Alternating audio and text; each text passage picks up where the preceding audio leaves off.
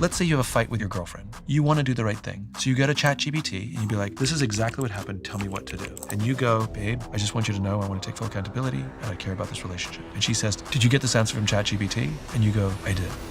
How's that gonna go? Now, you did everything right, but what makes people beautiful is not that we get everything right, it's that we get many things wrong. And I think in the modern world we live in, we forget that. Simon Sinek is back. He's the visionary thinker inspiring millions to cultivate human connection, find their purpose, and overcome any modern-day challenges. So with AI, do you think it really is cause for concern and deeper thought? So I'm not in the AI business, but I am in the humanity business. And here's the problem that we never talk about. People keep telling us, life is not about the destination, life is about the journey. But when we think about AI, we only think about the destination. And its remarkable ability to write the book, paint the painting, solve the problem. But we forget the importance of doing the work yourself. And I think in our modern day and age, we have underrepresented the value of struggle. I am smarter, better at problem solving, more resourceful, not because a book exists with my ideas in it, but because I wrote it.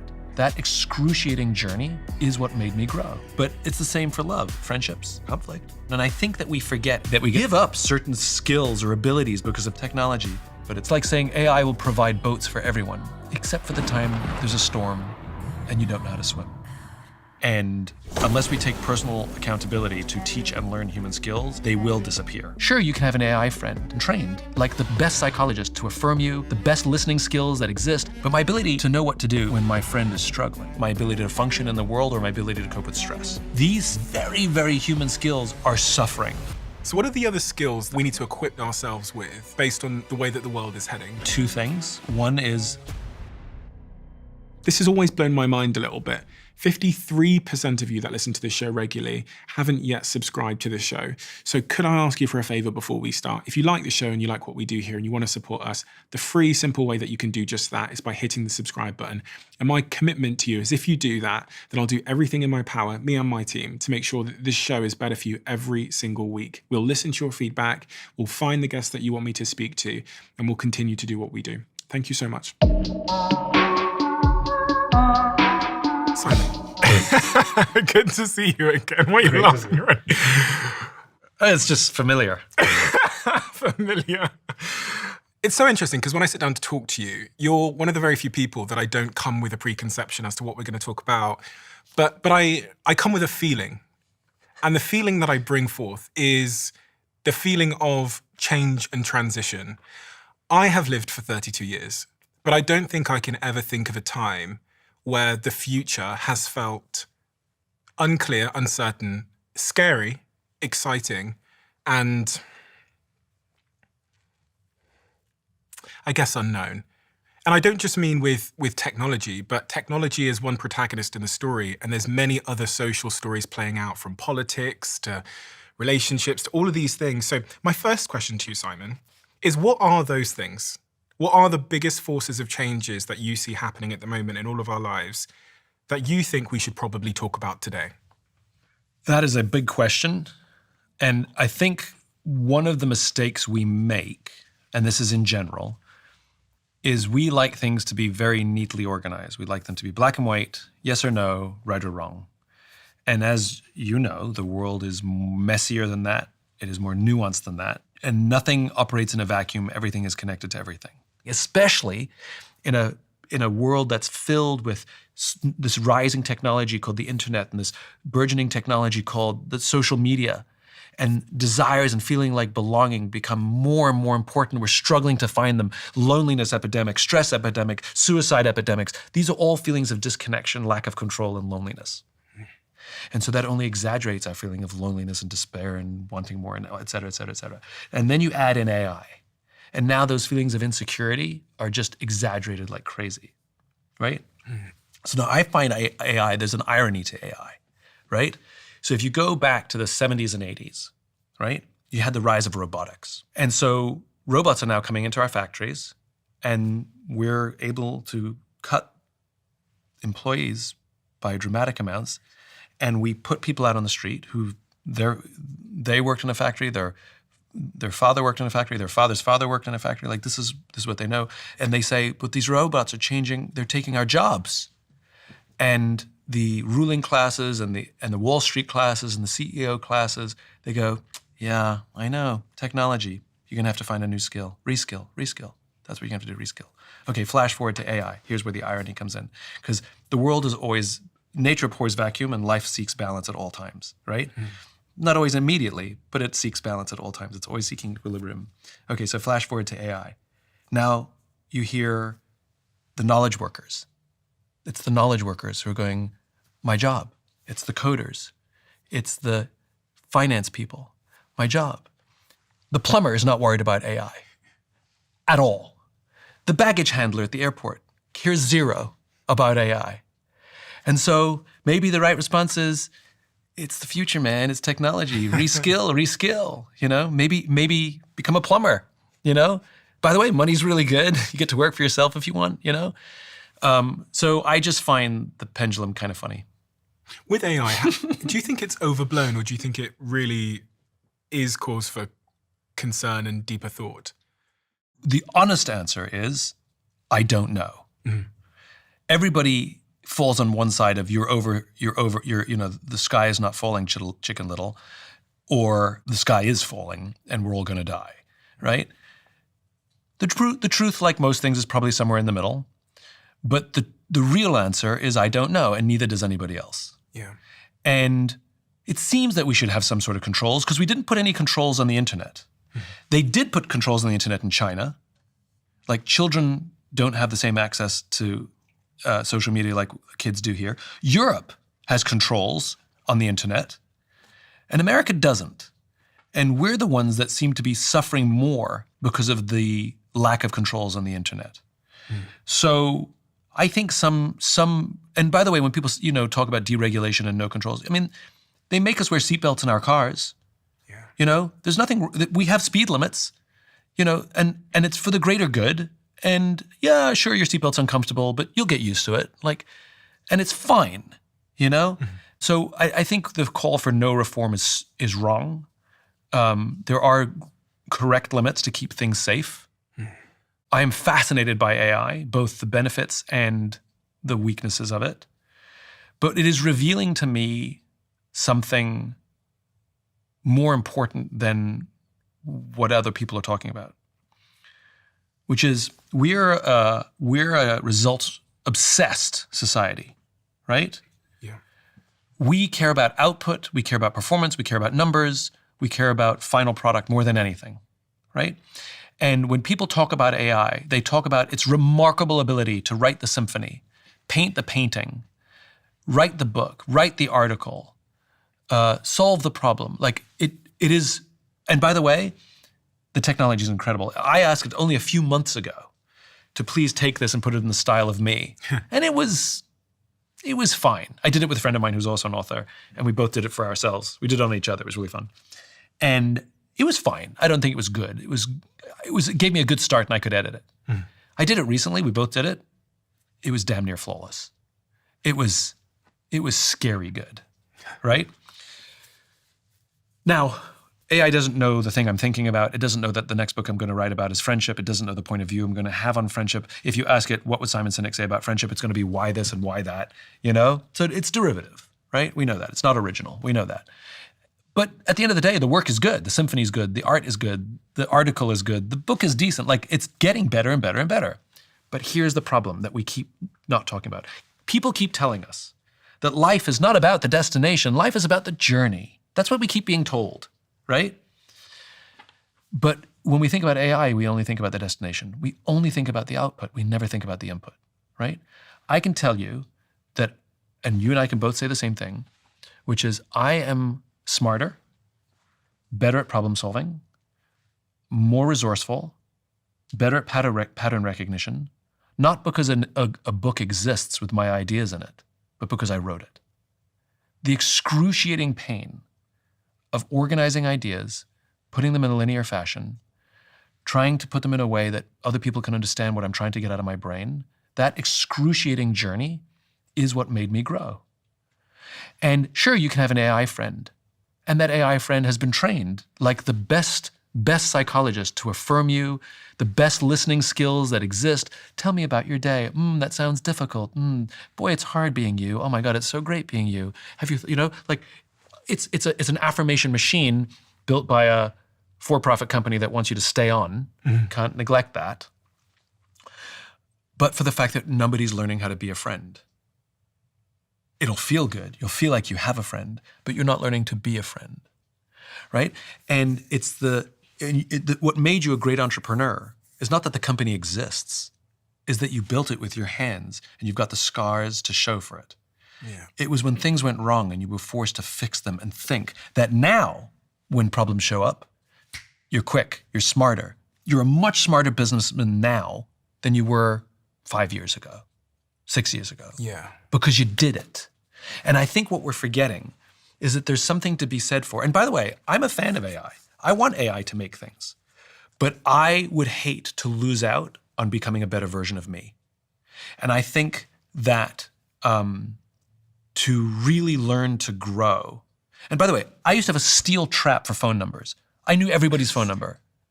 And then all of a sudden my phone, my PDA, I don't need to memorize a phone number anymore. I don't know most of the people that I love. I don't know their phone numbers. I type their name in, right? I just have to know their name. And so my brain literally went on strike. It said, fine. You no longer have the capacity to remember phone numbers, and I can't remember phone numbers to save my life, right? So we give up certain skills or abilities because of technology regularly, right? That's fine. I don't have a problem with any of those things because whether I can remember a phone number or not will not affect my relationships, my ability to function in the world, or my ability to cope with stress. But my ability to know what to do when my friend is struggling, my ability to know what to do when I have a fight with my spouse or my partner, my ability to know what to do when my boss yells at me but I don't want to escalate it, or my employee is acting out and I don't want to escalate it or fire them. Well, how do I resolve this? I've missed out on those skills. And simply asking AI, how should I resolve this thing? It'll give you an answer and it may work and you've learned nothing, right? And so it's the difference between, it's like saying AI will provide boats for everyone, except for the time there's a storm and you don't know how to swim. And I'm okay, use the boat. Also learn to swim. So I think there's something to be said for writing your own symphony, painting your own painting, building your own business, It's so writing your own book. Not for them, not for the output, for your personal growth. Before I got here today, I was writing a post for LinkedIn, and I was trying to make the case that everybody using ChatGPT to write their emails, their social media posts, their investment pitches that I received is now making the internet feel really inauthentic, because people that I knew for many, many years are now sending me these perfect cookie cutter emails with words that I've never heard them use before. Yeah, of course. And so when I read it, my brain mentally discounts it as not being their opinion, not actually being them. Yeah. And when you feel like you're speaking to someone's AI, the meaning is gone. So I was writing this post about how actually now there's this premium on human written language. Like if you make a couple of mistakes and you use the old words, you don't use words like forged and robust. I'd like to forge a partnership with you, Stephen. Furthermore, can we? I'm like, you've never said that to me, mate. So the end dashes. Oh my gosh, It's funny, right? it's crazy. Yeah.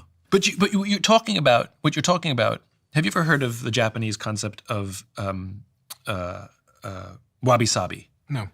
So wabi-sabi is a Japanese design concept, which is beauty in that which is temporary or imperfect. Okay? So have you ever seen Japanese ceramics? Yeah. They're wonky, or the glaze is not even. Yeah. And they're beautiful. You know why? Because they're handmade. Tree bark, trees. When you have a wooden bowl, wood is beautiful. Why? It's imperfect, right? Unique. Things made on a machine are the same and less beautiful. And things made by hand are beautiful because they're imperfect. What makes people beautiful is not that we get everything right. It's that we get many things wrong. And what makes us fall in love is not the person who's perfect. It's the person who accepts our imperfections, and we know we're in love when we learn to accept theirs, not learn to want to, right? And you're 100% right. I now know in the art world, artists are being asked to sign affidavits that say, I painted this, I made this, not AI. Not because it's better or worse. It's because I want to know it was touched by human hands. And so I think you're right. What will happen is everything will be so perfect that it'll be as if we're all driving or using things that everything came off a conveyor belt. And what we will start to desire is things that are made by hand. Because, by the way, we think Rolls-Royce, Ferrari. It takes 39 months to get a Ferrari. You know why? It was made by hand. Right? And one of the things that makes it expensive is the technology and the carbon fiber and all that. But the other thing is it's slow and it was made by people. Human error, the value of human error. The value of human error. Scooter Braun said to me the other day, he said, we could watch a computer play chess with another computer. He goes, but the chess games that have the highest demand are one human versus another, because when a computer plays a computer, the moves are predictable and they're the same and they're perfect. But it's the human error of two human chess players who are worse, objectively worse at chess, that makes it so fascinating. Yes, that's any sporting event. Any sporting event. It's not the perfection of the game. It's the error that loses the game that adds the drama. And it's like trying not to make a mistake is as powerful as trying to get everything right. And it's the humanity of the sport, the humanity of the competition. It is the imperfection. And I think that we forget as people what makes us beautiful. Like when you go on a first date or a first interview, all you do is present perfection. Put on my best clothes, you know, dressed up. I don't dress like this every day. I dressed up on my date, right? My interview, I don't wear this. This is what I wore for my interview because I want to put out a good impression. And I practiced, and I make myself confident. I've got a great job and I've got a great personality and I love my mother and my goodness, everything's great. And then you get in the relationship, you get the job and you become a slob, right? This is what AI is. It's to your point, it's fake. It's on the interview example, the minute you started describing that, I immediately flashed back to an interview I had last week in our company where a young kid walks in wearing a suit. And I thought, now I have no idea who you are, because I know that's not you. I know that you don't wear a suit. You're 22 years old. You do not wear a suit. So I have no indication. I have no clues as to who you are. And therefore, it's harder for me to figure out if you fit here. And I think because what he tried to do there was show up perfect, what he thought perfect was, and in some ways to hide who he actually was. Whereas this is why I like now on the internet sloppy text. I like grammatical mistakes. But at the same time, you don't want him to show up and kick his shoes off and put his feet on the table either. In the same way that there's an element of respect you want, and you want somebody in a first interview to put on some effort. Now, too much effort is pretty inauthentic, but too little effort. What's that? This is my diagram. You've got perfect on one end, Yeah. which is low, and then you've got poor, which is also low. Yeah. The sweet spot is right here in the middle. Yeah, well, I think there's some truth to that.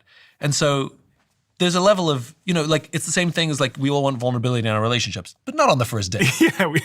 Like I don't need to know that quite yet, What are the other skills that you think we need to equip ourselves with based on the way that the world is heading? Because we're, like the calculator came along and we no longer needed to be able to do complicated maths. Yeah, completely forgotten my times tables. I can't spell anymore. So if I said to my friends, the most I can do is 9 times 9. That's like the top end of my range. But with spelling, it's the same. I get like half the word correct now with AI, and it does the rest. But again, So what are those skills? I think it's all human skills. I think Human skills. So I think where the world is going to go, and at least this is where I'm taking a bet, is that as the end product becomes easier to produce, it's the humanity that's going to suffer. And unless we take personal accountability, both as individuals and organizations, to teach and learn human skills, they will disappear for all the reasons we're talking about. So how do I listen? How do I hold space?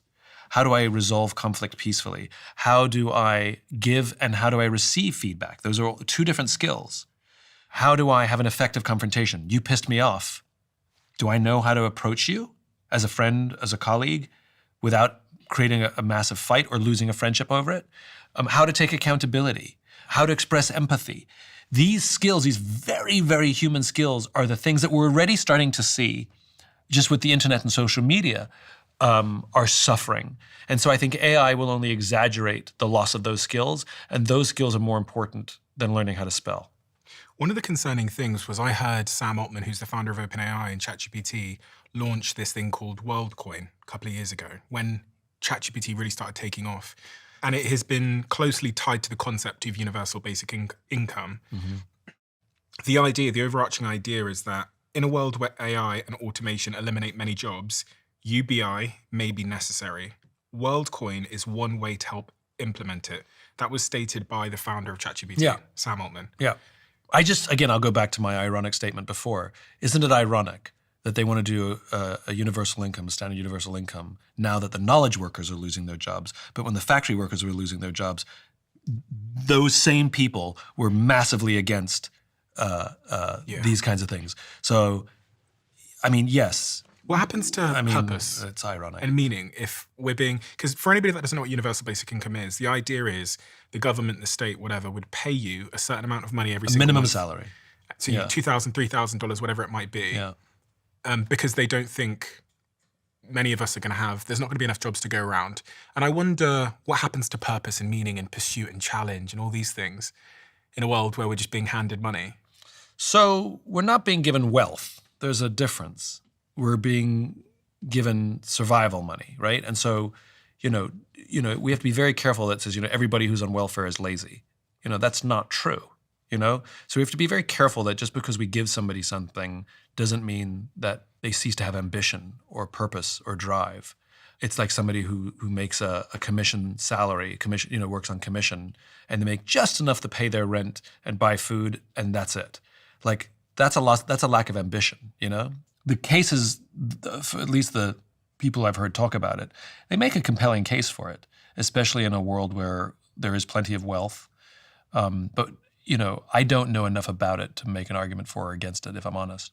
But I do find it ironic that the Sam Altmans of the world are calling for it, given the fact that there's going to be so many job losses when it's jobs of their kind. And I also think that's funny.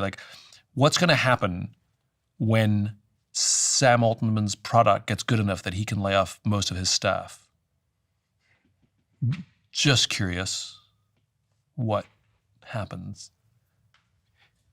He has made a point of having, I think it's 100 people or less in his company. He doesn't have a big team. And I think part of that is because when I heard his TED Talk a couple of days ago, he's saying, I think AGI is sooner than we think, actually. And I think we're going to have a fast takeoff, which means it's going to arrive very quickly and accelerate very quickly. So I think he's actually preparing not to. Yeah, but what happens to the 90 people he lays off when he doesn't need 100, he only needs 10? This is the question. I'm just curious. I don't know. And this is why anybody who has an opinion about it, the answer is we don't know. But I think people react very differently when it's their job on the line, when it's their income on the line, when it's their pride, when it's their ego. I keep hearing from companies. I mean, we were talking about this before we turned on the cameras. You talk to, if you want a new website, I guarantee you, I don't care which company you talk to, they will all talk about how they're AI this, AI that. And you ask the question, are you using AI? Yes, we're using AI. We're doing it differently. We're the future, blah, blah, blah. And then you ask them for a proposal. It's going to look like all the other proposals from 2015, and this is how many hours it's going to take our people to program this and code this. And I was like, what happened to all the AI? Why is this slow and expensive when everything's supposed to be fast and inexpensive? Because they're taking the margin. Of course they're taking the margin. And they've got a lot of people doing things the old-fashioned way because the business model, people work very hard to predict. The status quo exists because there are people who benefit from the status quo. That's why there is a status quo. And it's, like I said, everybody's into change, the future, until it's them that's threatened, or their income. The billionaires that I know, the one consistent thing they've whispered to me about AI is that people are going to have a lot of free time. That's one of the things that's been really consistent. You're so right when you say that. When I asked you about the future of AI, you said, I don't know. The reason why I know that's probably the correct answer generally is because when I sat with the most advanced people in AI, whether it's Mustafa, who's head of Microsoft AI, now CEO of Microsoft AI, or people from Google, or the CEO of Google, or Reid Hoffman, who's the founder of LinkedIn, they all had different opinions, which made me to think actually the right answer is nobody knows. The right answer is nobody. That is correct. And you always be aware of the messenger, right? Like you won't have anybody who owns an AI company talking doomsday scenarios.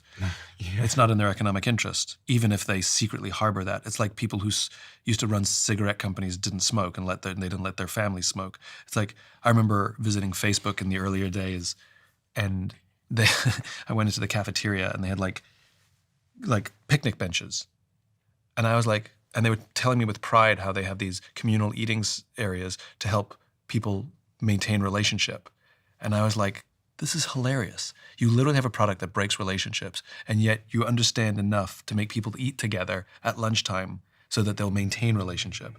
I mean, the point being, if your economic interest, show me how someone's paid and I'll show you how they behave, One of the scariest conversations I was privy to was a friend of mine who's a billionaire in London.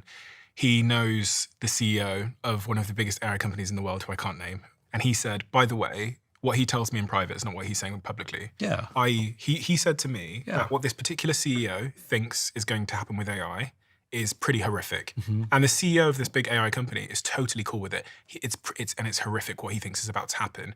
And then when I watch this guy do his online talks and give his opinion, he's so nuanced and everything will be fine and he's an AI optimist. Then I heard this scenario at this kitchen table in East London from his friend about what he really thinks, and it was chilling.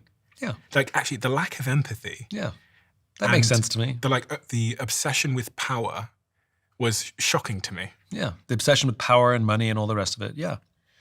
But this is because the internet has done something really strange and challenged one of my theories head on. Right? So I talk about in an infinite game, Jim Carse, his theory, in an infinite game, there's no winners or losers, right?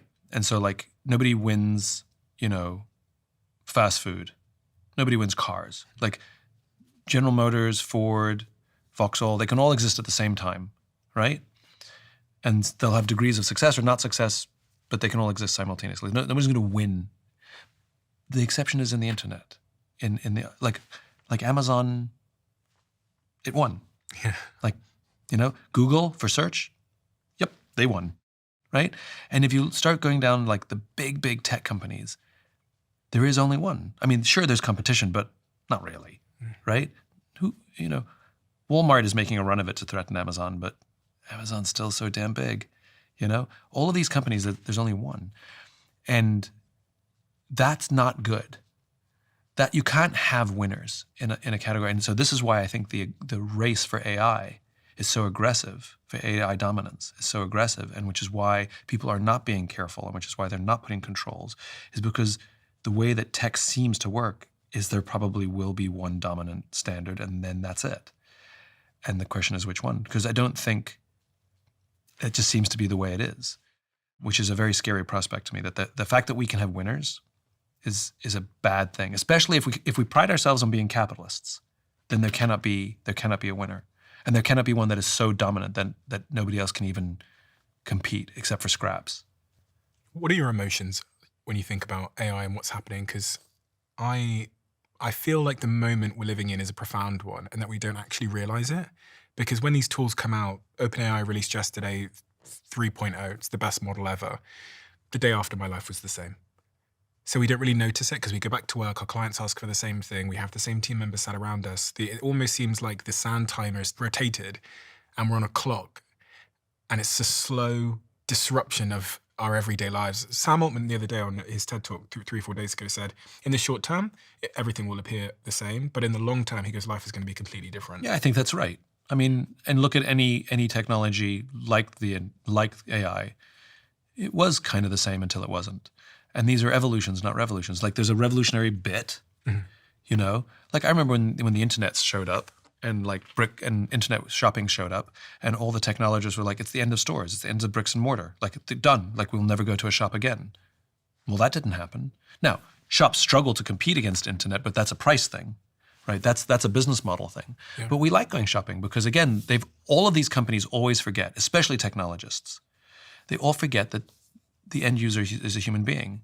And most of us don't fully understand everything. Even our iPhones, most people use a small percentage of all the capabilities of our iPhones. Most of us don't even know how to change the damn settings to make it do something we want, right? neither do your kids. It's not an adult thing, right? It's not an old person thing. Like, and there's a few people who get more out of it, and good for them. Some people use it just as a phone, fine. And it's a bell curve. So I think there will be a few people and a few companies that will get more value out of these things than the rest of us. But I think he's right. I think there'll be a revolutionary bit, and then it'll settle. I find this whole thing fascinating. When you ask me how do I feel, depending on what subject I'm talking about, absolute fear and absolute amazement. I have both and everything in between. When I think about how it affects democracy and the ability to make deep fakes and how it can manipulate people and their opinions to vote one way or another, I have real fear. Yeah. Right?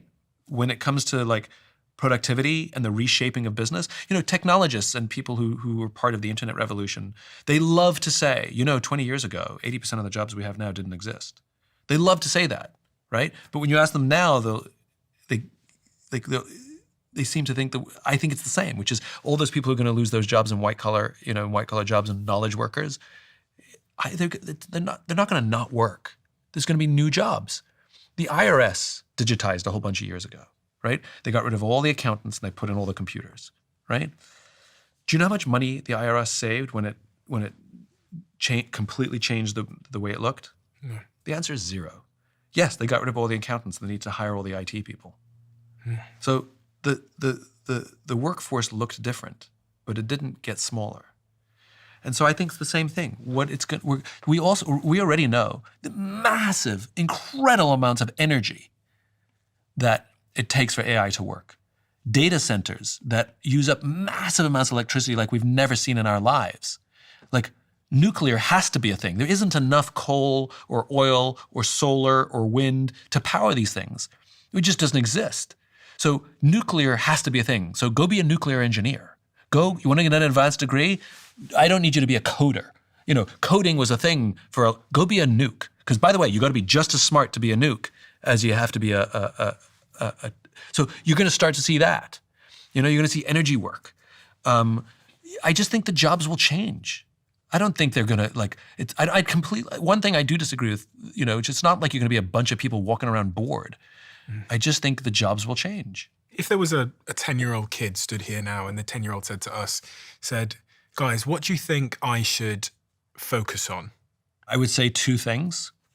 One is going back to human skills. Learn how to be a good friend to your friends. Okay, how do I learn that? You're going to really need that. How does a 10-year-old learn that, or how do you and I learn that? Both. A 10-year-old learns it, that when they go and have a play date at a friend's house, a smart parent takes away all the phones. I would hate that the 10-year-old has a phone in the first place, but if they do, take away all the phones and make the kids go play. That when they have a fight, the parents make them say sorry, go over to your friend's house and knock on the door and you're going to say sorry for the thing that you did. We're going to teach kids how to resolve conflict. We're going to teach kids how to pay compliments. We're going to teach kids how to take accountability. And these are all the skills of, well, what did you do wrong versus what it's not like, it's not always the school or the teacher. Maybe your kid is disruptive, And so accountability is a real thing. And so I think if we teach those things to 10-year-olds and to adults, I think it makes for a better society. And the other thing is go learn a real skill. And I don't mean like that, prompting isn't a real skill. That's not what I mean.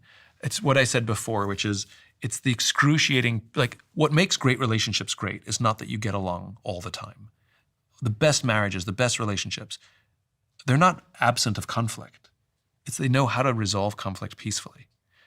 By the way, I believe in world peace. I don't believe in a world without conflict. I believe a world in which we can resolve our conflict peacefully without the need to go to war to resolve conflict. This is why I like democracies, because democracies can solve conflict without bullets. So the human skills one, but I say a real skill mean go do something difficult. Build something, design something, imagine something, write something, and by the way, I'm totally fine even if you plug it into ChatGPT and say, tell me what's wrong with this. Your grammar's all screwed up, And like I said, I am smarter because I did it. The reason I'm more confident than when I was younger. And I think that's one of the things people talk about, you get wise with age, and you have more confidence as you get older. And yes, that's all true, and there's multiple reasons for it. But I think one of the reasons is the things that are happening to me now, I've gone through those things before. They were scary and kept me up at night the first time, and now I know how to do it. I'm not afraid of it anymore. And so I think what happens as you gain experience is you lose fear. And if ChatGPT or whatever AI product we use does everything for us, I think you just end up scared. One of the things that I'm contending with at the moment, with this new technology that's arrived, being an entrepreneur, seeing this huge opportunity, thinking about the dot-com boom and all the great opportunity that created, people talking about the age of abundance and all these things, is I'm contending with the question on a personal level, which is, when is enough enough? And maybe this question is more pertinent now than ever in a world where creating stuff, building stuff, starting a company, launching a book, the cost of creating these things, whether they're good or not so good, has gone to basically zero. Yep. So we can all theoretically, from our computers now, become movie directors and authors and software developers. And so with this possibility, opportunity, and the thing we need to deploy is intention. Like, what do I do? What is the thing that's going to lead me to happiness? Do I pursue all of these things and start building and creating and running off down that path to climb some ladder? Or do I take a second? When is enough enough? And as an entrepreneur who is in this moment, has a lot of resources, could roll the dice, could start all these new companies, could do all of these things. When is enough enough? Now. Right, like,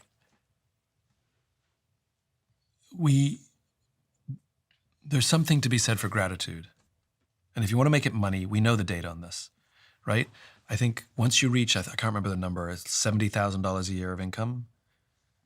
Like when you're talking about money, you can't buy happiness. Like, it absolutely buys happiness up to a certain level, which is survival and then a little bit more, But once you reach a certain level, like there is no discernible increase in happiness that comes with money. Now, what money buys is options, What money buys is time, Those things are true. And you said it, like some of the people that you and I know who have made generational wealth, they're not discernibly happy. The ones that are happier were happy before they made the money. And the ones who thought the money would buy them happiness, or worse, the money took away their purpose, because when they made the money, they were driven by something that they accidentally made the money. They built businesses those were their passions and their cause. And then the money came and they weren't building the thing anymore. And, this is the difference. It's like, why, this is really interesting. It also gets to the question is, why is it that small companies are more innovative than big companies, right? Like, you think about it. When you say, what's the secret for innovation? Well, you want to have resources, you want to have great people, and you want to have great market opportunities, and then you can have great ideas. Okay, so big companies have tons of money. They have all the best people. They have mature marketplaces that people generally know who they are, and they're the least innovative organizations on the planet, right? Then you have little companies that have no money. They're bootstrapping it. They don't have enough people. Nobody knows who they are, and there's shit market conditions, and yet they're more innovative. And then big companies innovate by buying the little companies. Mm-hmm. That's basically what happens. Your exit, big company can't innovate, so they just bought you, right? Why is that? Why is that the rule? And so it goes directly to this, I think. I think the reason is because when you're small, your ambitions are bigger than the resources you have to achieve those ambitions. Mm-hmm. Every small business has outsized ambitions, like beyond objectively stupid. Like, you look at what they have and what they've got, and they tell you where they're going to be, and you're just like, no. And yet some of them do. And I think the problem with big companies is their ambitions are well within their capabilities of their resources. In other words, their vision isn't big enough. Mm. And I think your vision has to be bigger than the amount of money, resources, and intelligence that you have to achieve that. And what that produces is creativity. And so it goes right back to this, which is if we can do so much with AI, then we need bigger visions. And so when you ask me, how do you find happiness? I think that we need to set our sights on things that are bigger than finite success.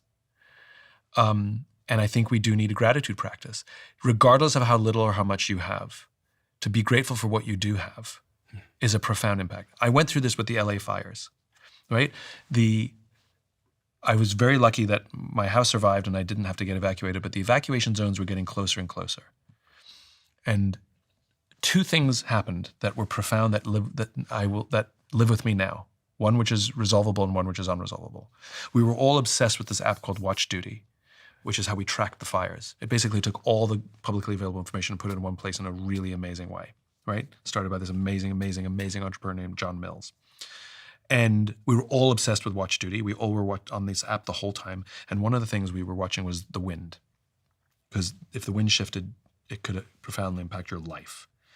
And I remember having this experience, like we were all watching the wind and the wind went away from me. And I thought, oh, thank God. And in that moment, I knew that somebody was looking at the app going, oh God, no. And it's not like service where I'll eat a little less so that somebody can eat more. I'll give up some of my income so that somebody has. It's not one of those. I don't want my house to burn down so somebody else's house doesn't burn down. And I had to live with this paradox of how unfair the world is, that simultaneously my relief and good news was somebody else's stress and bad news. And there was nothing I could do to change that. So that paradox, it is horrible. And it was right in front of me. So that's one. But it's the second part, which is, the evacuation zones were coming a little closer, and they were one zone away from where I live.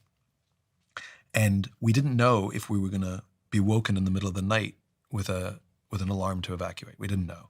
And so I had to go through the process of packing up my car and making my go bag. And I put as much stuff in my car as I could. And I had to, we all play that game. Like, if there's a fire and you have to run out and grab two things, what would you grab? I had to do that, right? A lot of people in LA had to do that. Right? You actually had to make the decisions. What am I going to take and what am I going to leave behind? And I found myself bringing things that I never thought were important to me. And I found myself leaving things behind that I thought I would take. But the one thing that was amazing was stuff that I couldn't fit, but I still had love for, like my favorite painting in the world. It's just, I couldn't fit it in my car. I stood there in front of it and I said, thank you. And I said, goodbye. And it was like saying goodbye to a loved one. I hear this, somebody loses a parent. They go, look, it was awful. And, he suffered on his deathbed, but I'm glad I was with him to say goodbye. And it was the most amazing thing to have gratitude for something that I don't want to lose, but accepted that I might.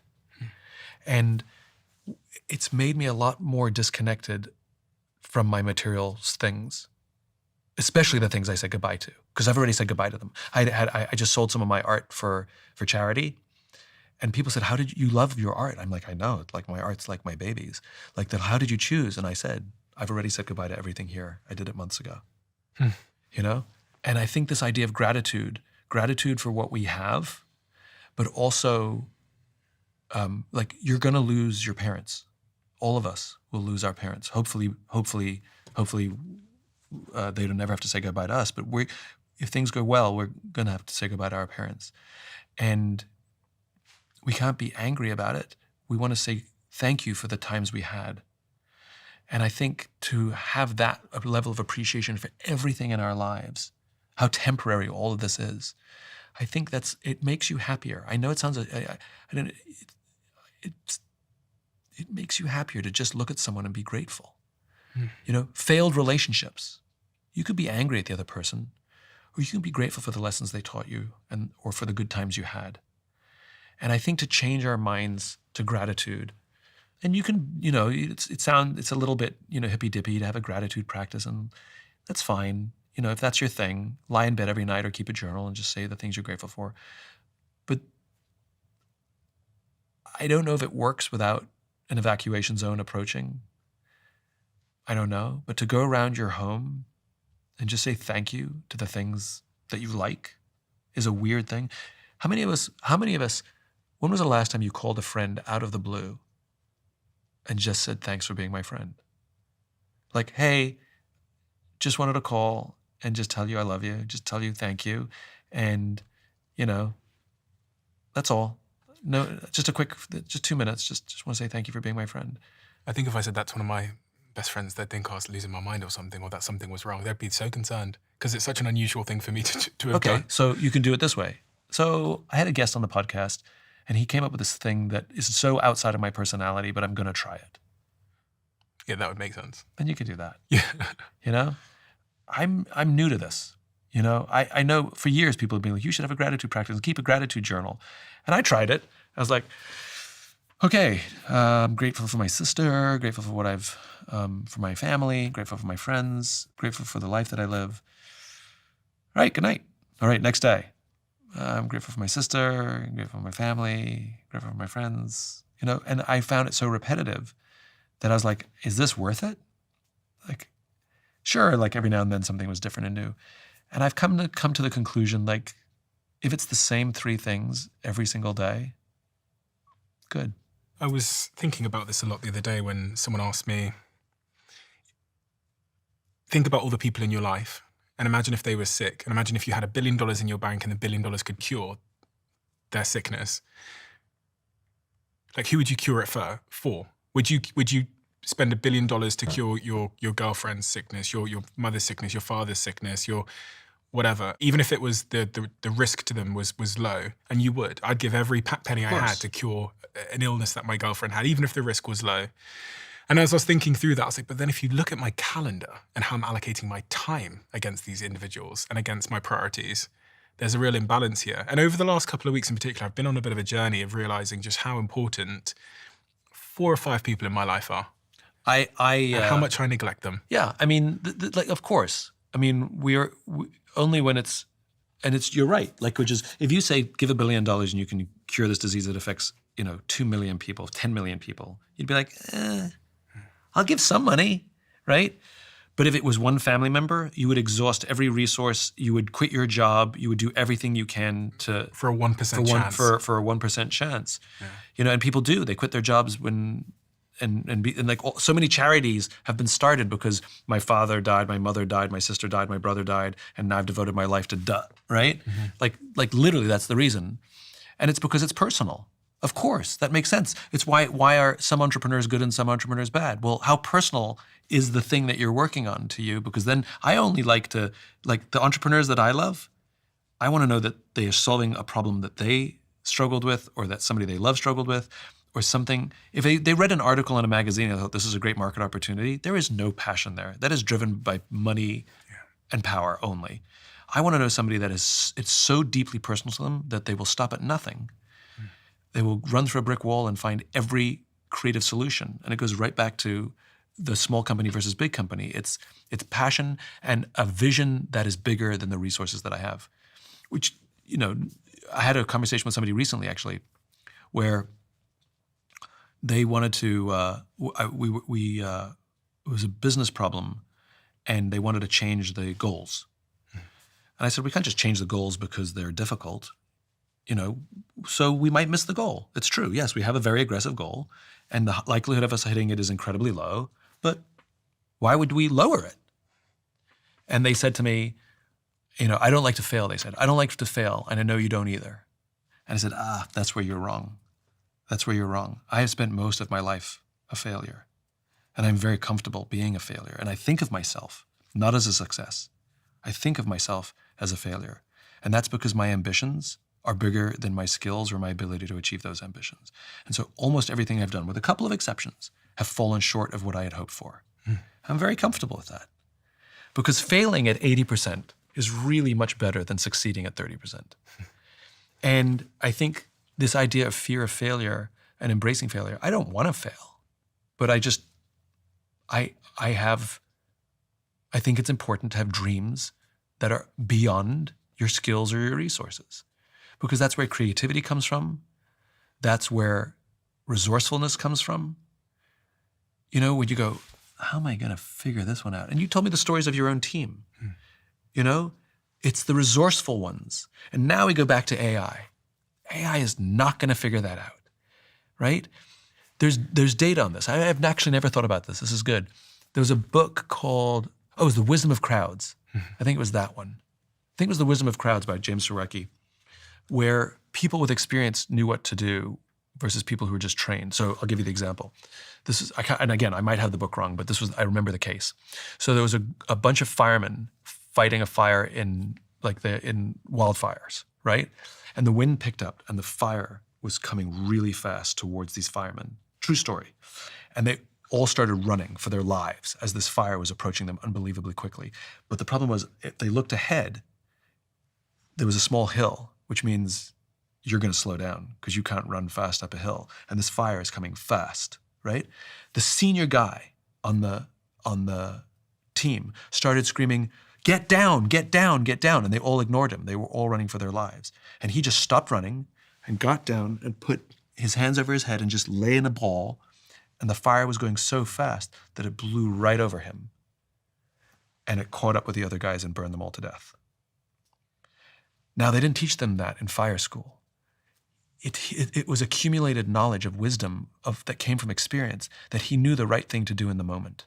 He was able to read the tea leaves in a way, and his gut, whatever that means, his gut said the right thing to do is to drop down, you'll be okay.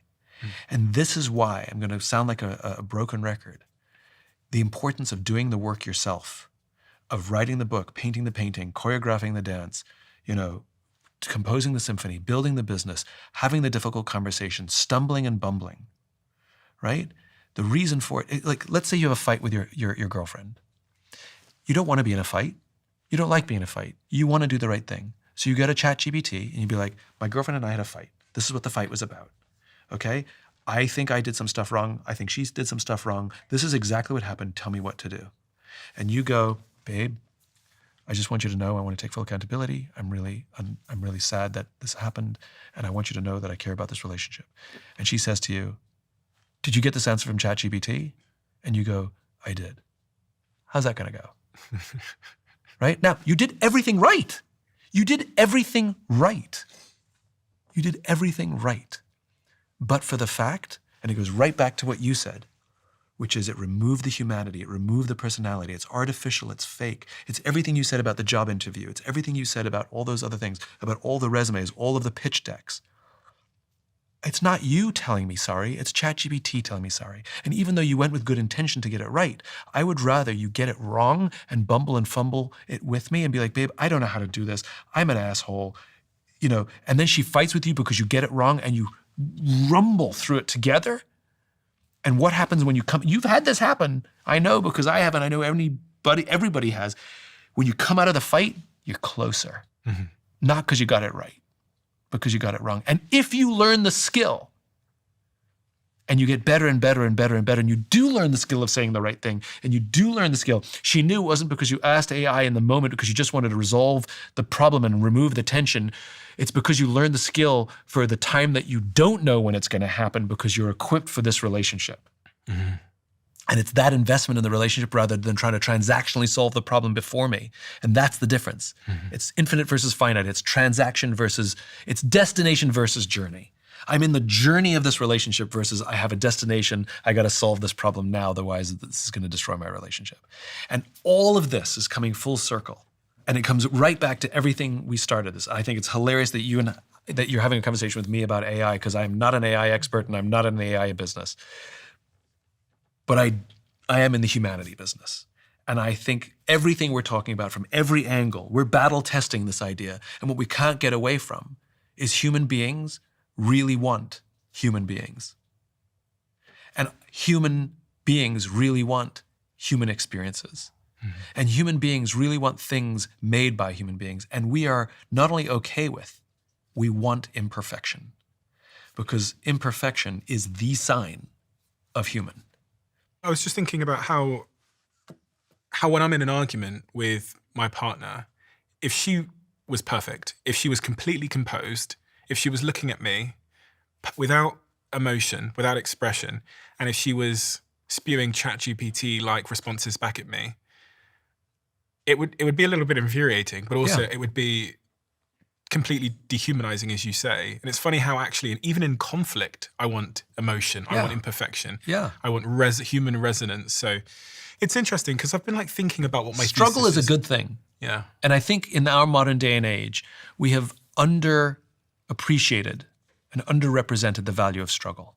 And if you ask anybody in their life, tell me about a time in your career where you felt like, boy, this is the most amazing thing I've ever done. I'm so glad I'm a part of this. It's not the big win. It's not the big success. It's not we finished everything on time and under budget. It's, oh my God, this one thing went horribly wrong.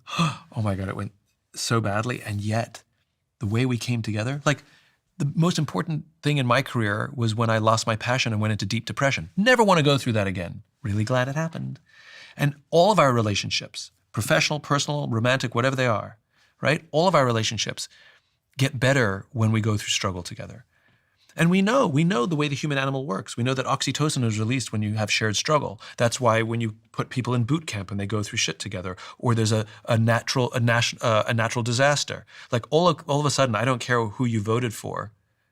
I saw your house blow down in the tornado. I got you. Don't worry, we're neighbors, right? Like we can put aside all the rational nonsense, the intellectual nonsense, and at the end of the day, human beings are good at helping human beings.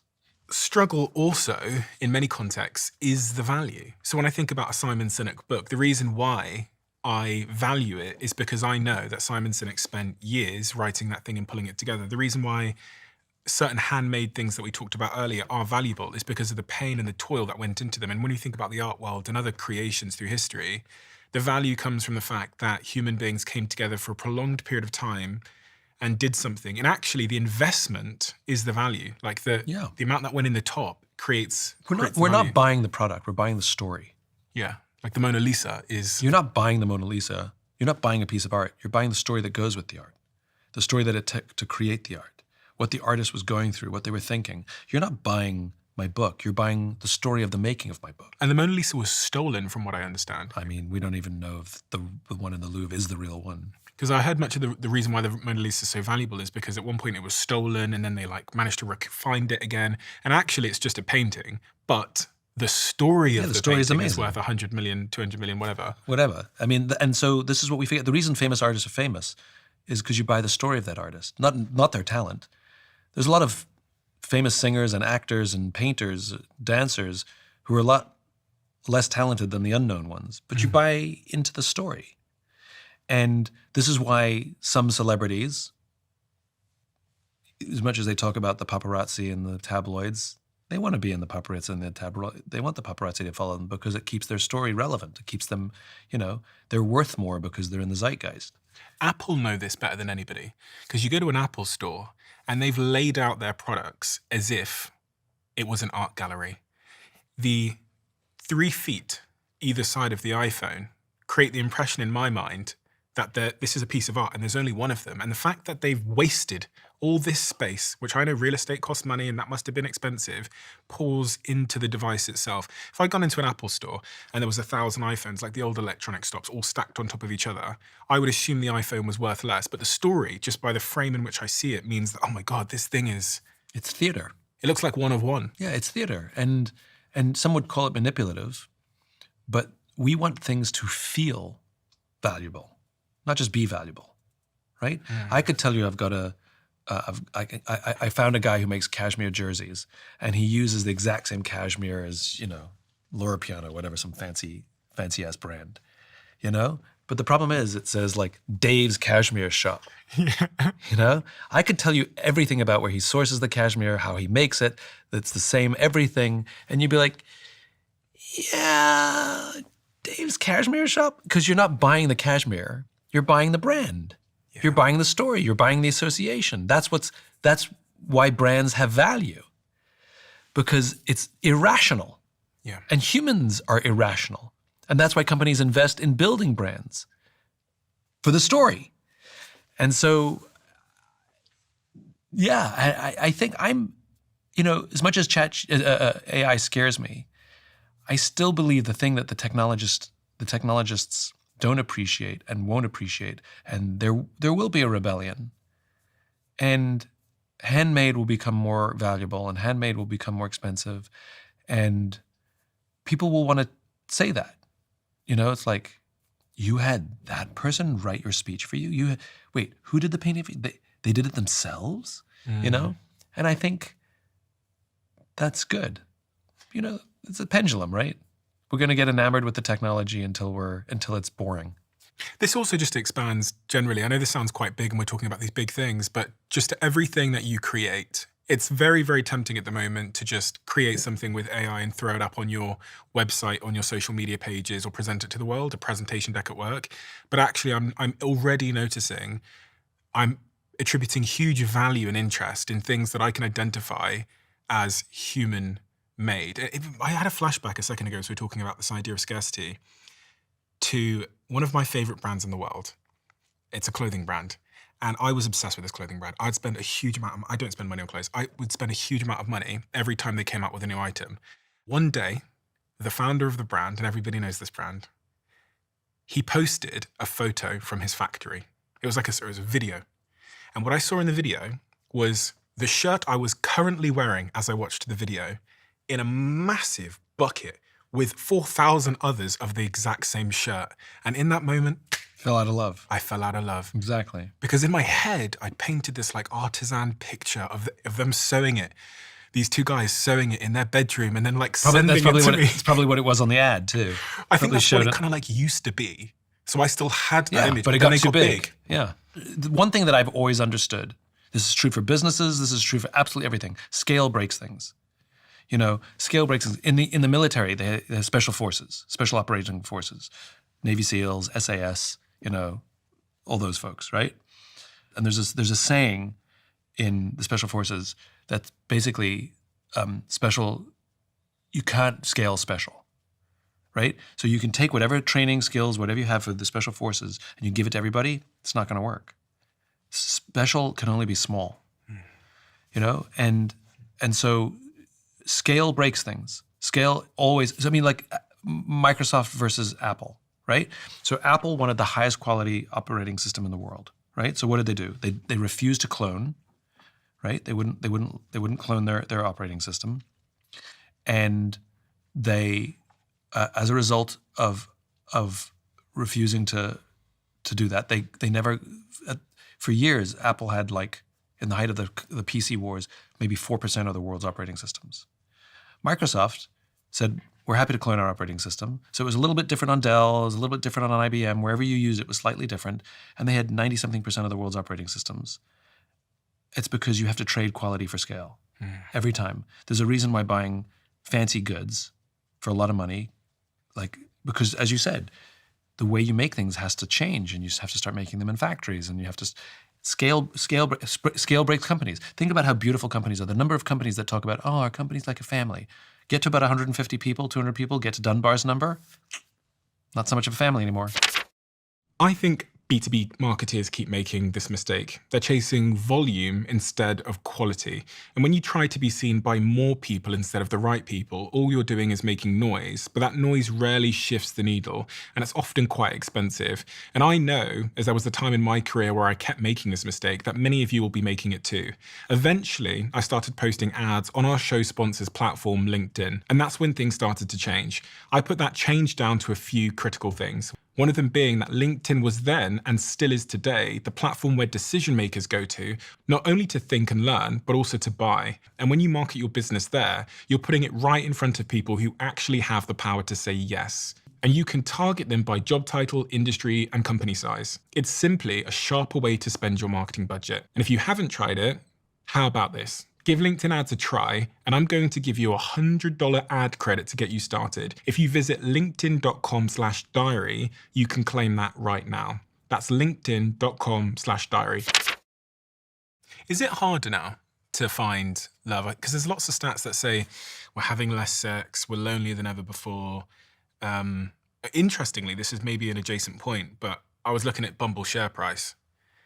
I love the founder of Bumble, the CEO, is a really, really good friend of mine. I think she's amazing. Whitney, yeah, I think she is amazing. Has she come on? She has. And I know her and she's a wonderful human being. But when I was looking at the Bumble share price, it painted a really interesting picture because then you overlay that with some of these other dating apps and you see, I mean, this is the... Well, she's had to come back. She's just come back in yet to turn the company around. And actually, interestingly, I saw her do an interview, which is one of these ones here. And in the interview, she says she's going to revamp Bumble to make it not about finding love with others, but falling in love with yourself. Yeah. And there's also going to be this dating marketplace, but her first objective is going to be get people to love themselves through coaching and all these kinds of things on the app, and then find a partner. Sure. Yes. I mean, I agree with that. I mean, we're all broken records, right? I don't mean that as like we're all broken souls. Like, your customers will never love you until your employees love you first. You'll never find somebody to love you unless you love yourself first. And look at failed relationships, right? Where there's so much tension. It's somebody's lack of self-love that contributes to the failing of that relationship. I mean, I have a dear friend who's going through it right now. She just can't find love, and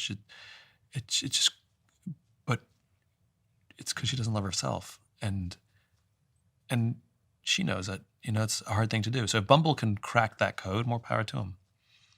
But this is the problem with a lot of these things. They're common knowledge. We just don't do them. Everybody knows how to be healthy. Everybody knows how to exercise. Everybody knows what eating right means. Don't do it, because wrong is easier and right takes effort. Everybody knows what we're supposed to do in a relationship. Everybody knows that we're supposed to hold space. Everybody knows philosophically what we're supposed to do, but we don't do it. By the way, it's the reason why most people, I've written all these lovely books, and it's the reason why most companies don't use them. It's because my work is like exercise, which is I can tell you if you want to get into shape, hey Simon, how do I get into shape? Easy. Every single day, work out for 20 minutes. Every single day. Okay? Can I take the occasional day off? Yes, but not too many. Work out every single day, and 100% of you will get into shape. I know it, 100%. When? I don't know, and neither does any doctor. And that's my work. Yes, I can profoundly help you find purpose with Start With Why. I can help you build trust on a team with Lead Who's At Last. I can help you embrace the infinite mindset and have this incredible calm in life. And the reason most companies won't do it, this is a book for innovation right here. You want to innovate? Infinite game. The reason most companies won't do it is because they need it to happen by the end of the quarter or the end of the financial year. It may or may not. I have no clue. And I cannot predict that it will or won't. It'll work 100%. I just don't know when. And the problem is, goes right back to the beginning of this conversation, we're all so obsessed with the output, we're all so obsessed with the result, that we've completely ignored the value of the journey. Yeah. And people would rather hit the number at the end of the year than build a good, strong company. Think about it, right? If I meet another entrepreneur, when I say, so tell me about your company, we're hyper-growth. We're a hyper-growth company, we're a gazelle, right? Show me, then I always say the same thing, because I'm an ass.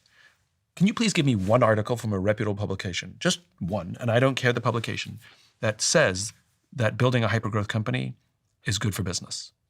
Just one. And the answer is you can't, because it's not. And so why we're so obsessed with high-speed growth? It's because our investors want us to be obsessed with high-speed growth, right? Or our egos want us to be obsessed with high-speed growth, right? And if high-speed growth happens by accident, that happens for many of the unicorns, right? It was an accident. I think building a good company is better than building a fast company. I think building a good relationship is better than building a fast relationship. And we're also obsessed with speed and immediate results, present company included.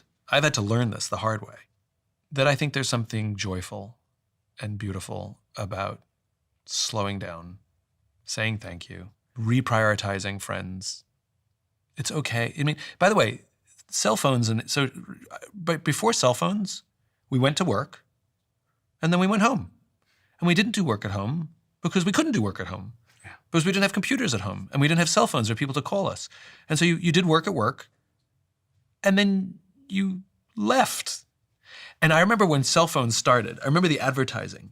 AT&T had this campaign that they showed people working on the beach, with their computers. Yeah. I mean, this is like the future, right?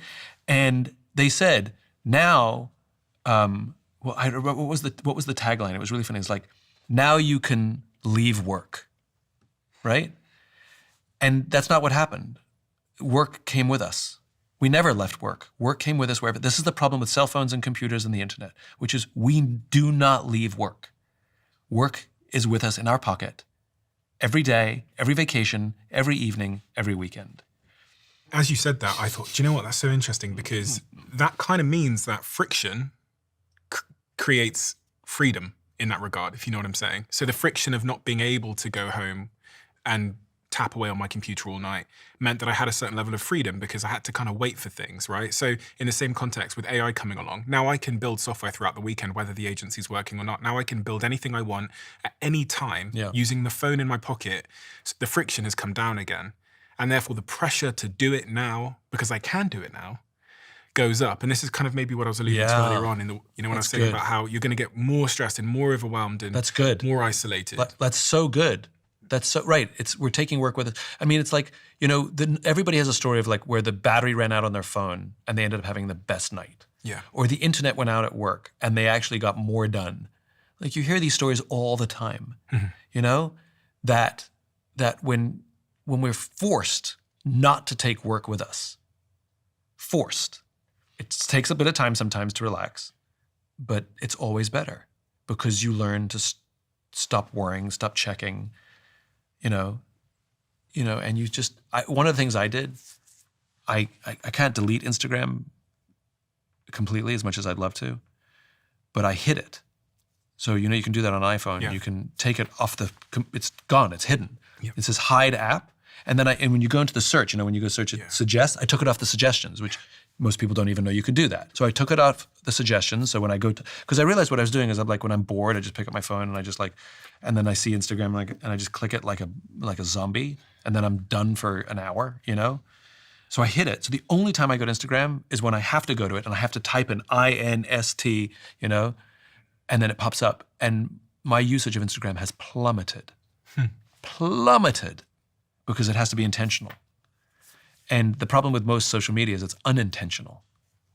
One of the big things, talking about community, Instagram, AI, that I think a lot about is the value of in real life community going to rise? And I think we might be on the precipice of the community revolution. I say this because when I think about what's going to remain in a world where creating things goes to zero, like when, once upon a time, if you made a social network or if you built an app or if you built a movie or a media company or a podcast, that was half of the job. And the other half of the job was like getting it out there in the world. Yeah.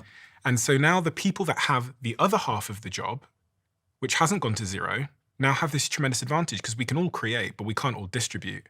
And so having community and building and fostering community, I think now is one of the things that remains.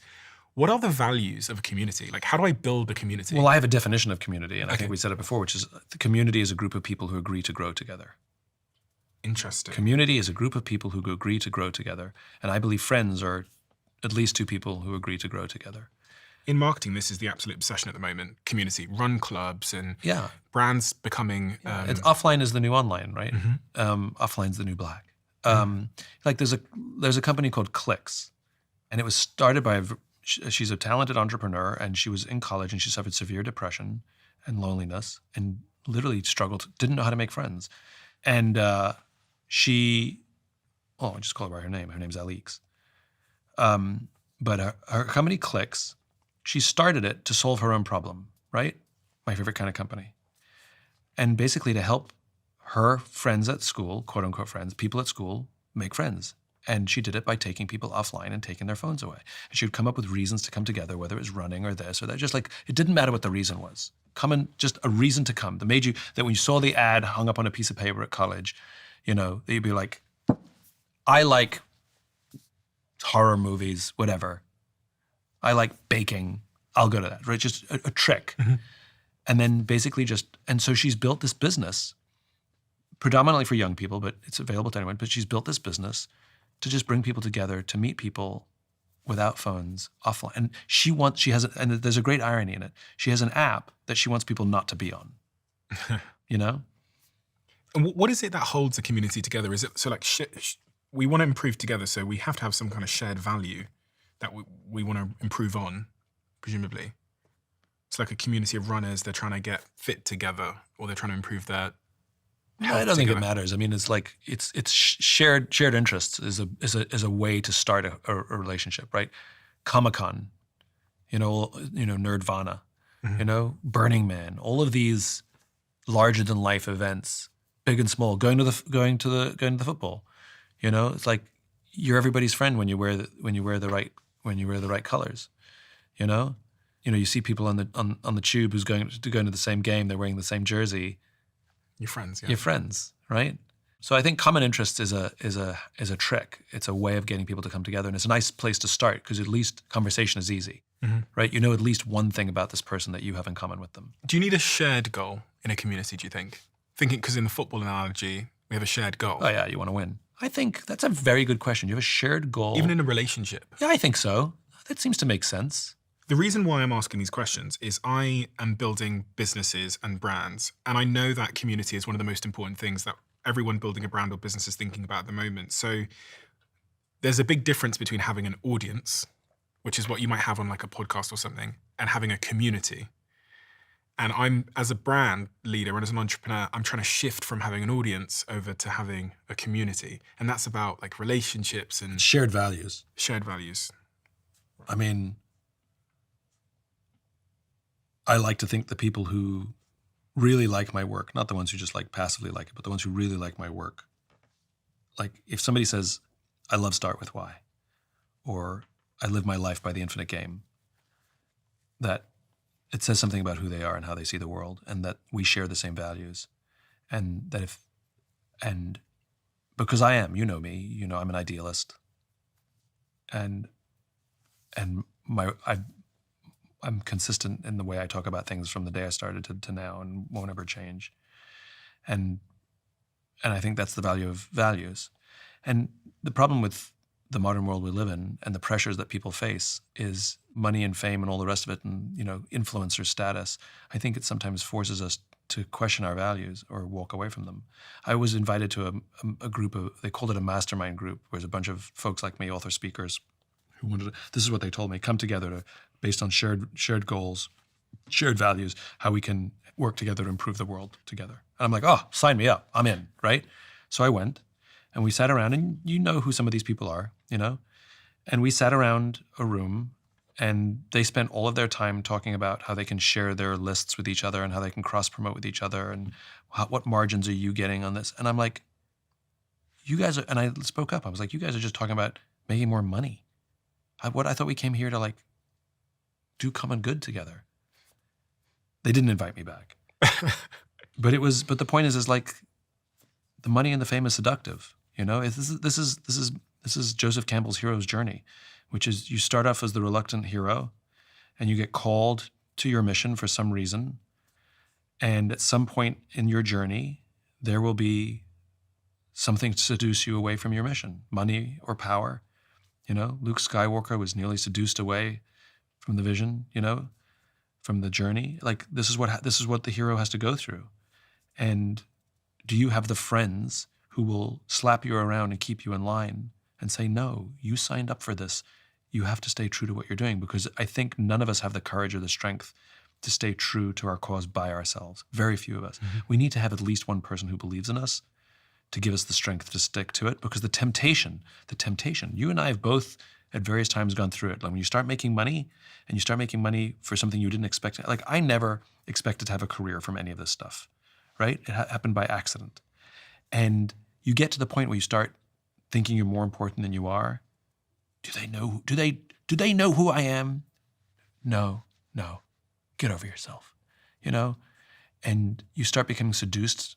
And I think the seduction, when we turn on social media and we watch the Kardashian model, and like you have people who pursue influence without knowledge or skill, like those two buckets. They have the other three buckets, but they don't have the first two buckets.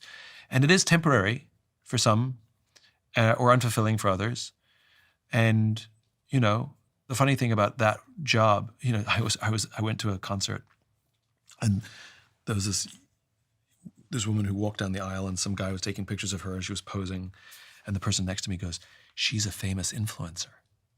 And I said, you mean she's a freelance employee of an algorithm? And somebody who chooses to be an influencer, that's what you are. You are a freelance employee of an algorithm.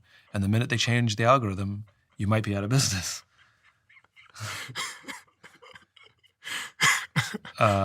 You just lost like 170 followers. I mean, maybe. You just lost like 170 blue ticks. like, I don't have a problem with the concept of being an influencer if you bring something of value.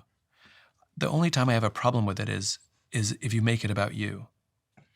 And I have to get more of everything. In the early days of influencing, there was a young couple that were trying to get followers, and they would do crazier and crazier things. And so what they did is he took a big book, a dictionary, I think it was, and he put it over his chest, and she took a gun and shot it at the book, thinking that the book would stop the bullet. And she killed him. She killed him on camera, right? Now, she admitted afterwards, he's dead, but she admitted afterwards they were doing it to do bigger and crazier stunts to get more and more followers because the financial pressures of driving at those YouTube views was overwhelming. And so it's an extreme case, obviously, of the how we will lose our minds trying to gain followers. And I don't mind if people gain followers by giving, but to gain followers by taking, look at me, look at me, look at me, versus I have something that I think this will help you. And like, I don't have a problem with, it's the input, right? It's the intention. Anyway, I sound like an old man complaining about you kids these days and you were influencers. Simon, I printed off some graphs which I think are absolutely fascinating and dovetail into everything you've said today, but also into your work generally. So I'm just going to give you all of these to give you a second to look through them. And I want to get your read and interpretation on them. Okay. Adults' lack of meaning and purpose, overall lonely. Okay. I mean, that makes sense. To me, that didn't make sense. I couldn't understand how if someone is low in purpose, then they are lonelier. I mean, it just makes sense that when you have lack of purpose, the likelihood that loneliness comes nearby. Like, I think family gives meaning, friends give meaning. Like, you feel like you're there for someone else. But if you don't know why you're showing up every day, I think it feels like a lonely existence, like you feel like you're searching. When you have a sense of purpose, it gives you a mechanism to meet people. It gives you a mechanism to make decisions. It gives you a mechanism to talk about yourself in a way that's quite inspiring to others. You know, when you say your why and somebody says, so what do? You say, I wake up every single day to inspire people to do what inspires them. What do you do? You know, like I do. And I think it's not the thing that makes you less lonely. I think it's a mechanism to make you less lonely. Just as you said that why you just gave, it becomes a magnet for me. Yeah. Because then I know who your people are and I know what to talk to you about, and it throws down this bridge for me to walk across. Yeah. Versus, I'm a dentist. Or I don't know, which is even worse. Yeah. Yeah. So that doesn't seem unusual. Distribution of people feeling lonely worldwide by gender. So it's about 50-50. Mm. Are you surprised by that? For some reason, I thought men were more lonely. Not at all lonely looks like women do better. I would think, you thought men were more lonely? I thought men would be more lonely. I also don't know what the age groups are, because I want to know what age are they starting at? Is it 18? I guess if we just put that all aside, I mean, women being slightly less lonely than men, I think makes sense, because I think women are probably better at making friends. Maybe I have that wrong. What else we got here? Adults' mental health ratings. 68% of people who have depression are lonely, and 67% of people who have anxiety are lonely. Mm. Do you think good mental health is a foundation for being not lonely, I guess? No. I think having somebody who cares about you is a foundation for not being lonely. And when you're in a period of strained mental fitness, it definitely can manifest as loneliness and anxiety. And the best way to manage through that period is to lean on the people who you know love you. That will help. So I don't think you can separate the two. So does it affect it? Of course it affects it. Can it make you withdraw from your friends? Of course it can. So I don't think you can separate the two. I read a couple of years ago that when people are lonely, they fall into a state of self-preservation because of some evolutionary sort of mechanism, which meant that if we were alone on the Serengeti in Africa, we would sleep worse, we'd become more selfish, we'd become more angry, our cortisol levels would be up, which means more inflammation. And this idea of self-preservation basically means that lonely people become more selfish, more bitter, more angry. And that's not conducive, ironically, with finding more friends, but it is conducive with survival. it is conducive with being able to fend for yourself. It's more conducive survival as an individual. Yeah. So like if you're in a deserted island and you're lonely and all those things and the cortisol rises and you become better at being on edge, which is a survival mechanism, right? But if you live in a community with other people, then it is counterproductive because we are social animals and I need you to help me and you need to help me. So if we live in tribe together and I'm the selfish asshole, you're not going to wake me and alert me to danger tonight. You're just going to leave me. So it's a though I think it's 100% true, in a social environment, it becomes counterproductive. And I think you're right. When somebody feels lonely, they do go into survival and they become paranoid and they think everybody's out to get them. But the problem is you don't live on a desert island, and that's one of the reasons I think it's dangerous. We're increasingly living on islands. The islands are different now. They're four walls in a white city, and it's so funny that so many of my friends are using this word loneliness. When 10, 20 years ago, it wasn't something that I heard frequently from adults, but now it seems to be also common. In fact, my masseuse yesterday was saying to me that she's lonely. And this is a woman that lives in Los Angeles, has people around her, but she's lonely. Yeah. And I remember when she went and because we had a conversation and I texted her and said, oh, thank you for being so open and stuff. I was thinking about like what advice I could give her. She's got no friends. She's in Los Angeles. She's desperate for friends. She doesn't have a partner anymore because she's had a divorce. What advice do you give someone? Is it take more risks? So it's easy to give the obvious advice, like you got to put yourself out there, right? But when you're in a period of loneliness and stress, it's hard to find that energy and that risk taking, right? Especially when you're down on yourself. We've all been there. I've definitely been there. But I think for me, what I've learned is to put myself second, meaning don't worry, don't try and solve my problem, but do I have somebody else who's lonely that I can help? Like, how do I help somebody else who's dealing with their loneliness? And it's the act of service that is so valuable. If you guys are talking and she has many clients and somebody else, and her willing to admit that I'm lonely, that one of her clients might say, me too. Like her ability to admit her loneliness out loud creates a safe environment for somebody else to admit the same. And then once she learns that they're lonely, now she can say, tell me about it. And then she can talk them through it and hold space for them. And her ability to help somebody else manage or understand their own loneliness will help her. So interesting, because one of the hallmarks of her personality, if you met this person, something she says to me every single time she comes over for the treatment, is that she doesn't like sharing herself with people because she thinks if people get to know her, they'll change. So literally, she's been my masseuse for many years now. And if people get to know her, they will change? She's scared about people knowing her. She's scared about people knowing the details of her life, so she guards it all. And it took me, and I'm someone that just asks way too many questions of every stranger I meet. It took me like 20 sessions just to figure out she had a family. I had no idea she had 2 kids. It took me, and when I asked her, her body language went like this. Yes, I have kids. And I was like, why are you so guarded with your information? Well, if people know who I really am and they know more about me, then they'll change, or they may not like me anymore, or they'll think differently about me, so I just keep it to myself. But I mean, this is the age-old problem. I mean, it's everything you said when people who are driven only by the thing that they want, versus the givers. And this is the age-old problem, which is I'm going to keep my walls up high. I never want to love anybody because then I'll get hurt. Yes. And then you just end up lonely and hurt.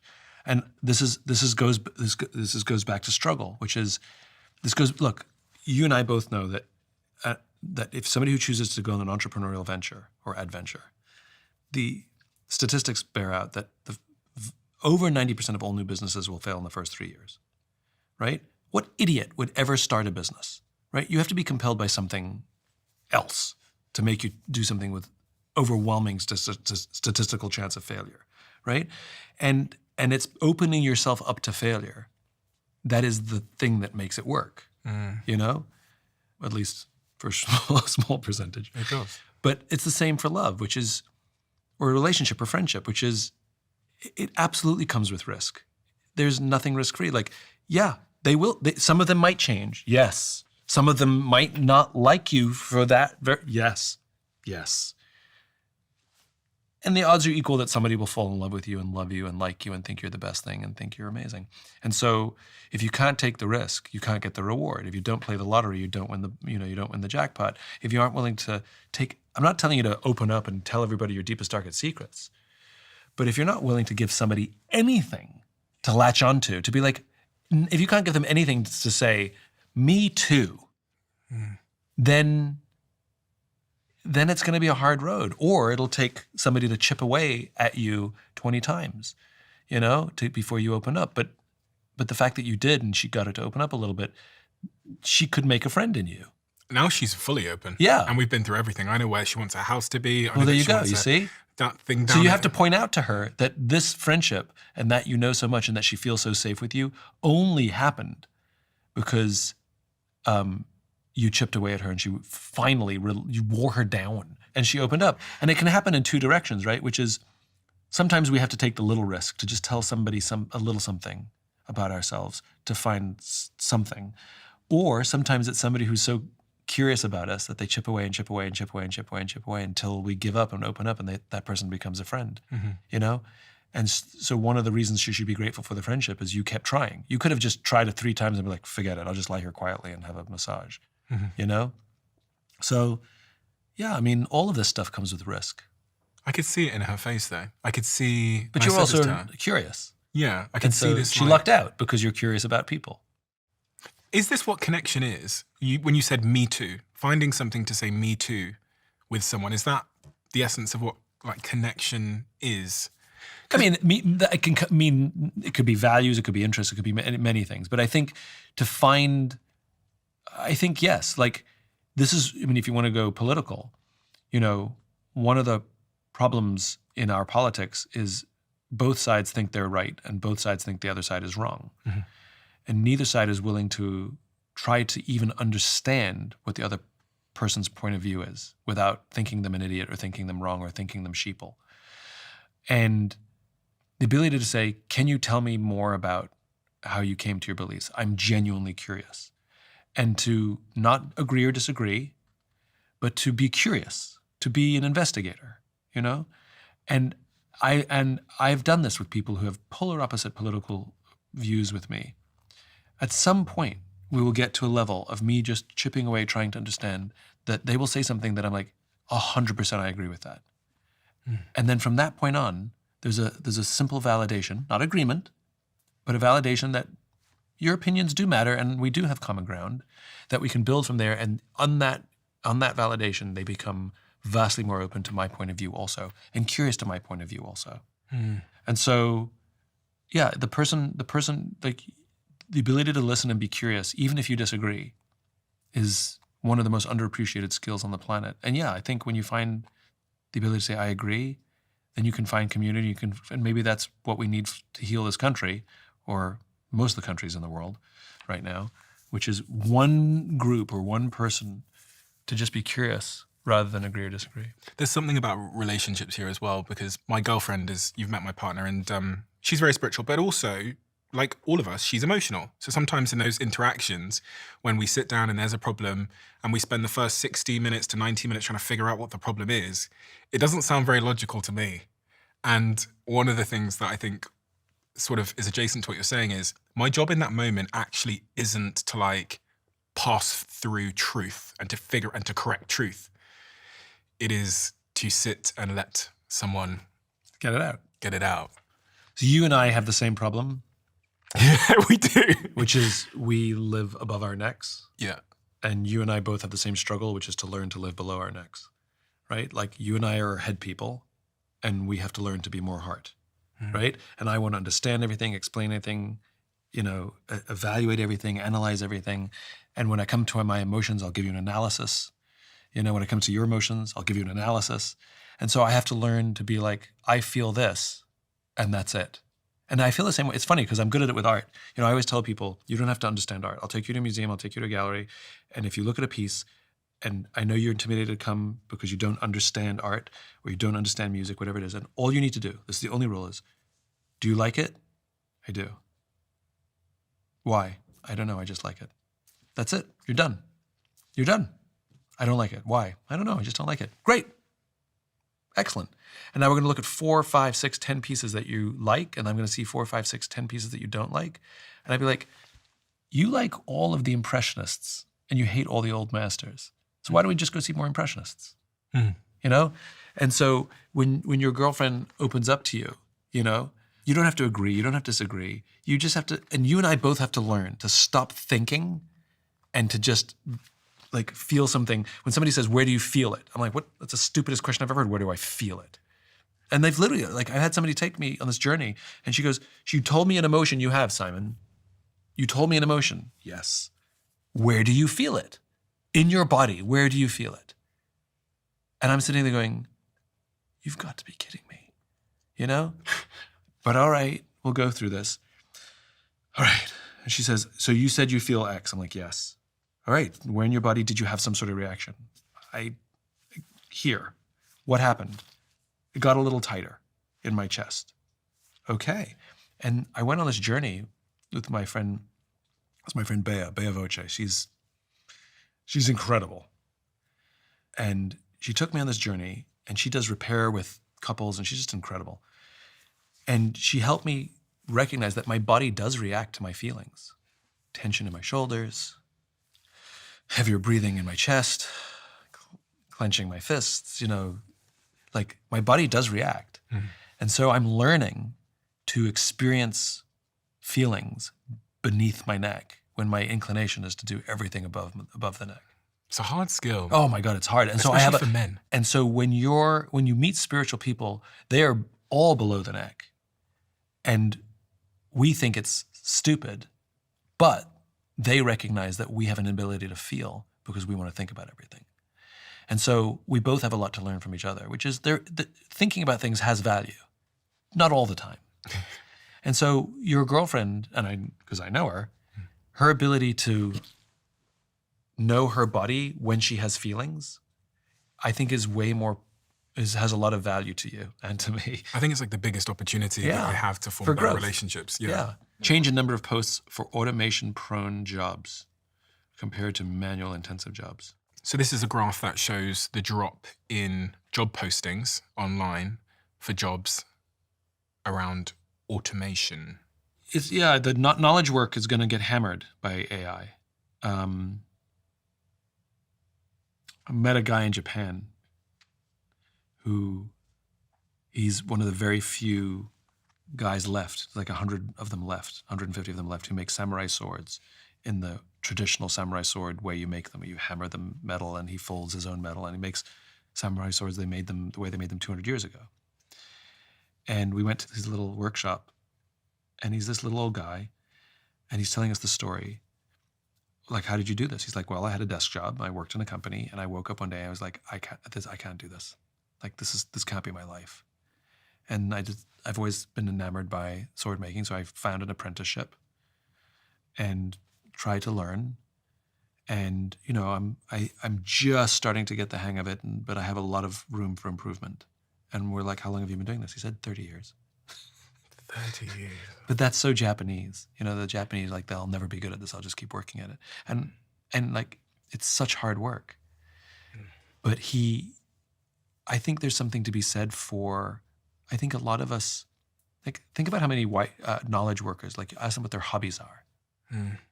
You know? And like, maybe there is an opportunity to learn a skill. I mean, look at lockdown. When we all went through lockdown, I mean, what skill did you practice during lockdown? What did you learn? DJing, running, cycling. DJing. Yeah. Right? I did kintsugi. What's that? It's the Japanese art of fixing broken things with gold. So basically you take a broken plate or a broken cup and you put it together and with gold paint or gold epoxy, you put it together and you make it, the whole concept is you can make something more beautiful. Like, things can get more beautiful after they're broken, right? I love the philosophy of it. I spent hours doing frickin' kintsugi. Ask me how much kintsugi I've done since we came out of lockdown. How much DJing have you done? 0. And so maybe all this free time that we're supposed to get, which I still don't think will happen, maybe it's not such a bad thing. Think about the joy you had DJing. I had so much fun doing kintsugi. I had so much fun. I would spend hours just my head down, focused. I was so relaxed, not thinking about work. So why, that's the other question. We're talking about how we're all gonna have all the spare time. We've lost all of our spare time. We have no spare time because all we do is work and think about work and talk about work. Like, if we go back 40 years, 50 years, there was plenty of spare time. And people went bowling, and they went to the movies, and they went over to each other's houses for dinner, and they cooked. Isn't it a good thing that we're getting time back? You know, a lot of us got a lot of good things out of lockdown, and that's extreme. So like maybe it's okay that we get some time back because it sounds like we've lost all of our own time. It'd fix the loneliness. You'd have space for relationships. You'd have space for relationships. You'd have space to try things. And we couldn't bury ourselves in work and escape from our lives that we hate by just burying ourselves in work. Like maybe AI doing some of the work for us is the thing we've been desperate for the past 30 years. Just saying. This is quite embarrassing for me to admit, but if you know me well, there's something that you know about me, which is a function of my personality, and that is that I lose everything.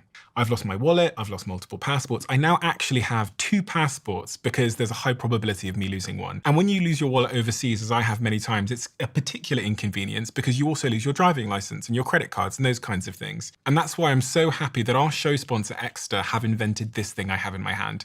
They have partnered with Apple's Find My technology. So all I have to do is open their app and play a noise and it will tell me where my wallet is. Exeter wallets are slim, they're made of recycled aluminium, and they block various types of digital theft. And with one click, your cards can pop up and are ready to go. So if this sounds like the kind of thing you or a friend needs, visit exeter.com. You can use code Stephen and you'll get 10% off plus free shipping and a 100-day trial. That's exeter.com and use code Stephen at checkout. For anybody that likes matcha, for anybody that likes lattes, one of my companies has just launched canned matcha lattes. And I was speaking with the founder, Marissa, and she said that creating this product has been no easy feat. They tried launching in 2021, but as is often the case in business, the development process turned out to be extremely complex. So they've spent the last 4 years testing and refining every single detail to create this, which is a Perfect Ted matcha vanilla latte and a Perfect Ted matcha strawberry latte. So what we have here in these cans is barista quality matcha straight from the can, and it tastes like it's just been made from your favorite cafe, naturally sweet and naturally creamy in a can. And the reason why I've invested in this company and I drink matcha is because matcha as an energy source gives me lasting energy without the big crashes that I get from other products. Grab their ready to drink canned matcha lattes at Waitrose, Tesco's and Holland & Barrett and perfectted.com, where you can use code Stephen40 for 40% off your first order. What are you struggling with in this season of life? I think I've asked you this in every conversation we've had, and the answer's evolved conversation to conversation. Yeah. We'll both go. I'm doing so much right now. By the way, absolute joy. And I wish I had more time in a day. And not in the sense that I'm deprioritizing my friends. You know, you talked about how you would give them all your money to secure them, but you don't give them any time. I've actually gotten very good at this. It's probably when you write a book about friendship, you sort of like take yourself on a little bit, where I will schedule friends like meetings in the middle of the day. Haven't seen a friend for a while. 4 o'clock in the afternoon, tea with, and I go and I leave the office like I'm going to a meeting. Because nobody says, hey, Simon, where are you going? I'm going to a meeting. Where are you having the meeting? At that restaurant. People are like, have fun. Nobody will give me any kind of grief if I'm leaving to go to a meeting. Now I go and see a friend. And when somebody says, can I cancel this French tea with friend because you have a phone call you have to have? I'm like, no. Just like you wouldn't cancel on my meeting. Don't cancel on. So I put it in and I give them equal weighting to things that have to do at work because I've become much more discerning. Like, do I have to have this meeting or this phone call today? Or can I do it next week? I could do it next week. And you realize we add fake urgency to things. And I have a friend who's kind of amazing. He's way busier than me. And he says, I don't want to spend time with anybody. Like I saw it was really funny. He came out of a meeting and he had a meeting with a very fancy person who's courting him for business, right? Or he should be courting the other guy, actually. very fancy person. And he comes out of the meeting. I'm like, how was it? He's like, total waste of time. I'm like, you don't want to do business. He doesn't want to work with you. I was like, no, he wants to work with me. He wants to work with me badly. Total waste of time. I'm like, what are you talking about? I was like, he's just some rich asshole. Like, I learned nothing. I didn't enjoy it. And I don't want to work with him. And I was like, tell me more. He's like, I only want to work with people who, when I spend time with them, they teach me something, I laugh, or I feel inspired when I walk away. And if somebody sucks my energy, I do not want to work with them. And I was like, that's amazing to have that level of confidence that you would turn down money in your business. And now what if we applied that to as much as possible in our lives? Like, what if we stopped hanging out with friends who just sucked our energy? Are they really friends? Rather than spend more time with people who we enjoy. What if we take meetings from people we're excited to take a meeting with, not that we just see dollar signs and opportunity? And what if we only partner with companies where we really like the people who work at those companies? You don't have to have a relationship with the CEO, but they've got a good culture. I really like working with them. And we make a little less money with them versus that other company. But I really like them because when things go wrong, I want to call that person. And people ask me this all the time. They say, how do I choose a publisher? And I've seen this mistake 1,000 times. I've seen people like former CEOs who are like, I now am going to write my book. I'm like, great, you've got a lot to say. And they've got multiple offers and there's a bidding war.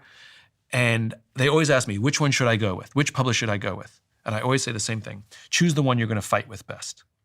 Choose the publisher you're going to fight with best. They're like, what? I'm like, the goal is to make a good book. There's going to be creative tension. There's going to be fights. Choose the publisher who believes in your idea, believes in you, wants to make a great book, who you're going to fight with really well. Every single one of them ignores me. Every single one of me takes the biggest bid, and every single one of them has written a shitty book that didn't sell. Isn't that just relationship advice as well, though? Probably, yeah. Yeah. Choose the person you're going to fight with best. And the number of times that we forget about the quality of the product and we just want It's the same for job interviews. You know, this is especially true for young people. Like when you're interviewing in a relatively junior job, entry level or slightly above, don't worry about how much they're going to pay you. Like just as long as they pay you a livable wage, you know, choose the job based on who you're going to work for. Choose the person. I used to, early on in my career, people, HR people who say, what are you looking for? I'd always say the same thing. I said, the thing that I'm looking for is probably like looking for love, but I'm looking for a mentor. And every time I'd evaluate a job, I didn't care how glamorous the brand was. I didn't care how much money they were going to pay me. And by the way, it's not like I had money. I knew they were going to pay me something. I knew I could pay my bills. Mm-hmm. It's not like I'm not a trust fund baby. Like I needed an income. Mm-hmm. But one company offered me, $5,000 more. And one company offered me $5,000 less, but I really liked the person over here. I took that job, and it was if I got one thing right as a young person, it's that I always chose jobs based on who I would work for, not how much they were going to pay me or what account or what brand I was going to work on. And that's the one thing I got right. Because yes, I made less money than all my friends in the short term, but I got an education and a care and a love from somebody who took me under their wing. I learned leadership from Dennis Glennon. I learned leadership from Peter Intamaggio. I learned leadership from Pamela Moffat. I learned leadership from these leaders who took a weird liking to me and took me under their wing. And they were exceptionally good leaders themselves. And I got that education. And all of them in the early days paid me less than I could have got somewhere else. And it's the same. Choose the people. In my book that I wrote, the first chapter in it talks about this idea of these 5 buckets. And I'm trying to give young kids advice on how to prioritize their career, and it sounds somewhat similar to you. So I'm going to throw this concept at you and see how it lands with you. So the idea was that we all have these 5 buckets when we're starting our career. And the first bucket is your knowledge. The second bucket is your skills. Now, these are the only buckets that no professional earthquake in your career can unfill. Right. You can be fired, you can be cancelled, whatever. You still have your knowledge and skills. But the other 3 buckets I'm about to name, they can fluctuate. Bucket number 3 is your network, can fluctuate. Bucket number 4 is your resources, can fluctuate. And bucket number 5 is your reputation, can fluctuate. And the idea is that focusing on those first 2 buckets when you're young choosing jobs based on how much they're going to fill those two buckets, and also what they're going to fill them with and how relevant that information is. And when knowledge is applied, it becomes a skill. So you focus on filling your knowledge, you apply that knowledge into skills, and that really is the essence of career longevity. And as I noticed over time with people that I hired and then watched them throughout their careers and what they did, it seems to me that life over the long term typically brings you back down or up to the level of your knowledge and skills. I.e., I had this one kid step down from my company because he got a job offer at 21 to go be a CEO in America. And as he departs, I'm thinking, he has not got the knowledge and skills to be a CEO. Within 24 months, the company had gone bust. He was back down to doing the same job he did for me. And I thought, life just like resets you to the level of your knowledge and skills over time.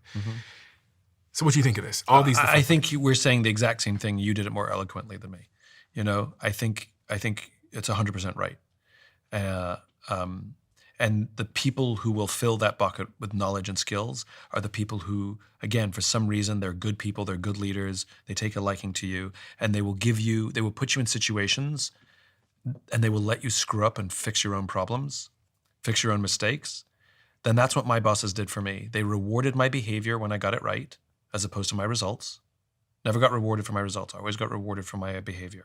So if I showed initiative, I got a reward even if the results didn't follow, right? And I can tell you a great story on that. And if I got things wrong, they would say, wow, what are you going to do? Really screwed that one up, didn't you? Okay, what are you going to do? And they weren't happy with me, but they let me fix my own messes and they stood by, and I knew that they were there if I needed them. Peter Intomaggio, one of the best leaders I ever worked for, annoyingly, he never answered a single question I asked. Hey, Peter, what should I do? I don't know. What do you think we should do? Well, I think we should do this. I'm like, okay, so go do that. What do you think? Peter, I'm asking you because I don't know. That's why I'm asking you. He's like, ooh, well, you should probably go think about that. And it was the worst. But what he taught me was self-reliance. What he taught me was self-reliance. What he taught me was, if I don't know, then I have to go keep searching and keep talking to people. I have to have a point of view. And it may not be right.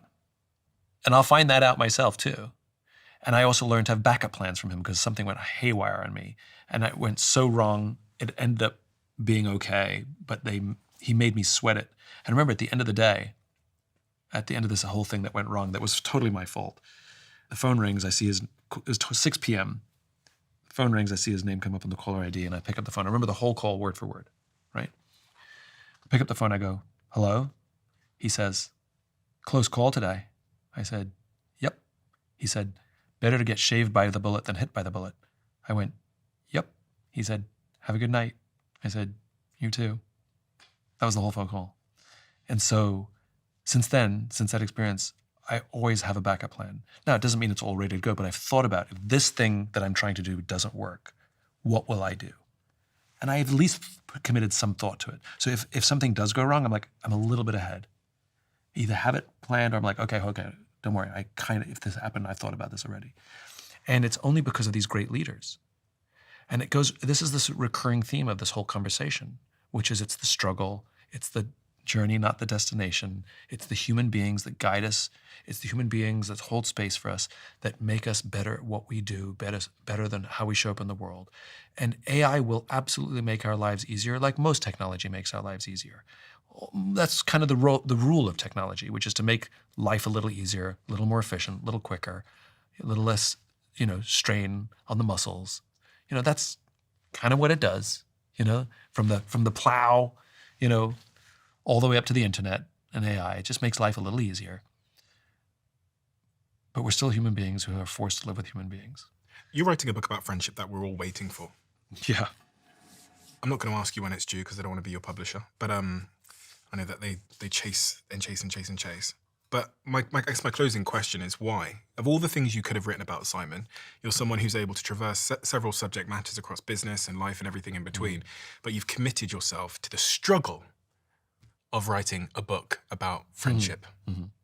There's an entire industry to help us be better leaders, right? There's an entire industry to help you have a successful relationship or a successful marriage or even find a partner, right? Industries, books, companies.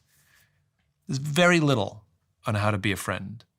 And if you think about, if you're going to have a successful career and can survive the stresses of career, And if you're going to have a successful romantic relationship or marriage and survive that, do you know what you need in both of those circumstances? Friends. Because when your marriage is falling apart, you go to a friend. When your job is falling apart, you go to a friend. And there's a few things that I've discovered about friends that I find delightful. And I have been reorganizing my life to, I mentioned it before, like I've been reorganizing my life to ensure that my friends aren't taken for granted, and that sometimes I do deprioritize work in order to see my friends and spend time with my friends, because I know it feels good to them and I know it feels good to me. And I know that the only reason I can get through any work stress or personal stress I have is because of those magical human beings, and I will not take them for granted. And doesn't mean it's always easy. I'm conflicted often, but I'm trying. And I also know if you look at the world today, and like there's so much conversation about loneliness, depression, anxiety, inability to cope with stress, even the obsession with longevity. Like there's so much about these subjects. And some people treat it with drugs and then meditation and vacations and like there's so many theories. The one thing that fixes all of those things is friends. Friendship is the ultimate biohack. You know, we've talked about this before. I fundamentally believe that. And if it's so valuable, like if you know vegetables are good for you, you eat more vegetables. If you know exercise is good for you, you do more exercise. So if I say friends are good for you, shouldn't you do more friendships, right? Like exercise is not fun or easy, and you have to get over a hump sometimes. Eating vegetables can sometimes be boring and unsatisfying, but you do it or you find new ways. And so maybe friendship is not always easy or fun, but it's still really, really good for you. And the best thing about friends is it actually doesn't taste like spinach. It's like you get the benefits of spinach, but it tastes like chocolate cake. If you get friendship right, it's the healthiest thing in the world. How do I know if someone's a friend? Have that conversation with them. Because I know a lot of people. Yeah. I mean, look, and you have deal friends. You know, you have a lot of deal friends. You know, Podcast friends. podcast friends. Yeah. Work friends. You know, look, I'm not talking about. There's all kinds of friends. There's friends that you just like hanging out with. They're just fun, but you're not going to go with them with your problems or to sort out, issues. You're just not, work or personal. They're just fun, right? There's nothing wrong with that. But I think, I'm certainly guilty of spending time with people that, they fill a space and they make me feel not lonely. But at the end of the day, I don't feel smarter, inspired, brighter, lighter when I say goodbye. I'm just like, all right, bye, that was fun. And I kind of want to spend more time with people who lift me, teach me, support me, love me, give me a chance to serve. They open up to me and let me serve as well, I struggle to make friends. And I think. Do you know why? I think I'm lazy with it, lazy with friendships. So I will meet someone, I'll have a great connection with them, and then my follow-up, like I don't really know what to do next. So I'll meet Your someone. follow-up is crap. Oh, fucking hell. But this is what I mean. Like I'll meet someone. I'll text you and maybe I'll get a response. Vice versa. I think you left me on red. But you're the same. Are you the same, or is it just with me? It's just with me. It's just with you. But I think my follow-up game is like, crap, I'll meet someone, I'll go, oh my God, I'll see the potential for a friendship, and then I won't know what I have, or maybe I'm just being lazy. I want to be honest. Maybe I just don't prioritize it enough. I think also when you start having fame and money, and you're used to being the boss, you get away with stuff. So you show up late, everybody's like pissed off and angry, and then you show up and you're like, sorry, like, no, don't worry.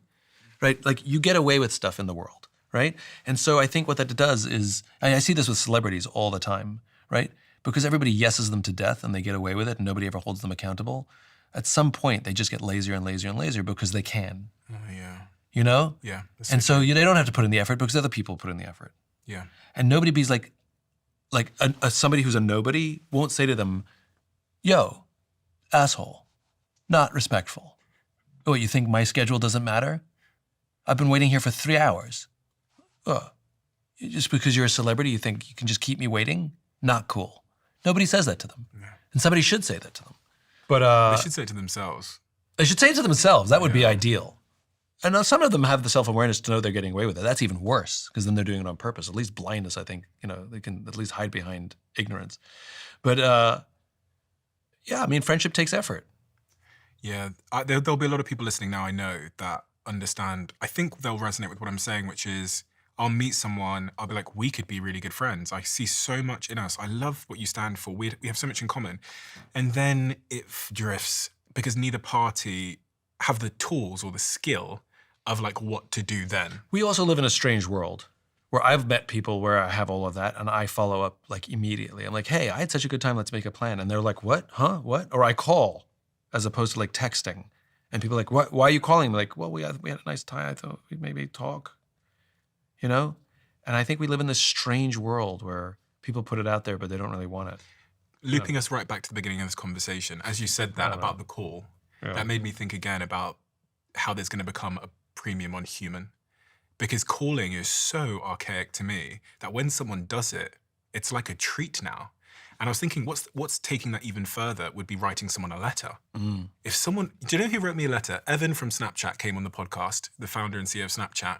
And then by the time I'd got back to London, there was a letter on my desk from Evan. And it just said, I had a great conversation with you. Thank you for being so thoughtful with the questions. Thank you for the research. Here's my number. Would love to stay in touch. Yeah. And it blew me away. AI wrote that.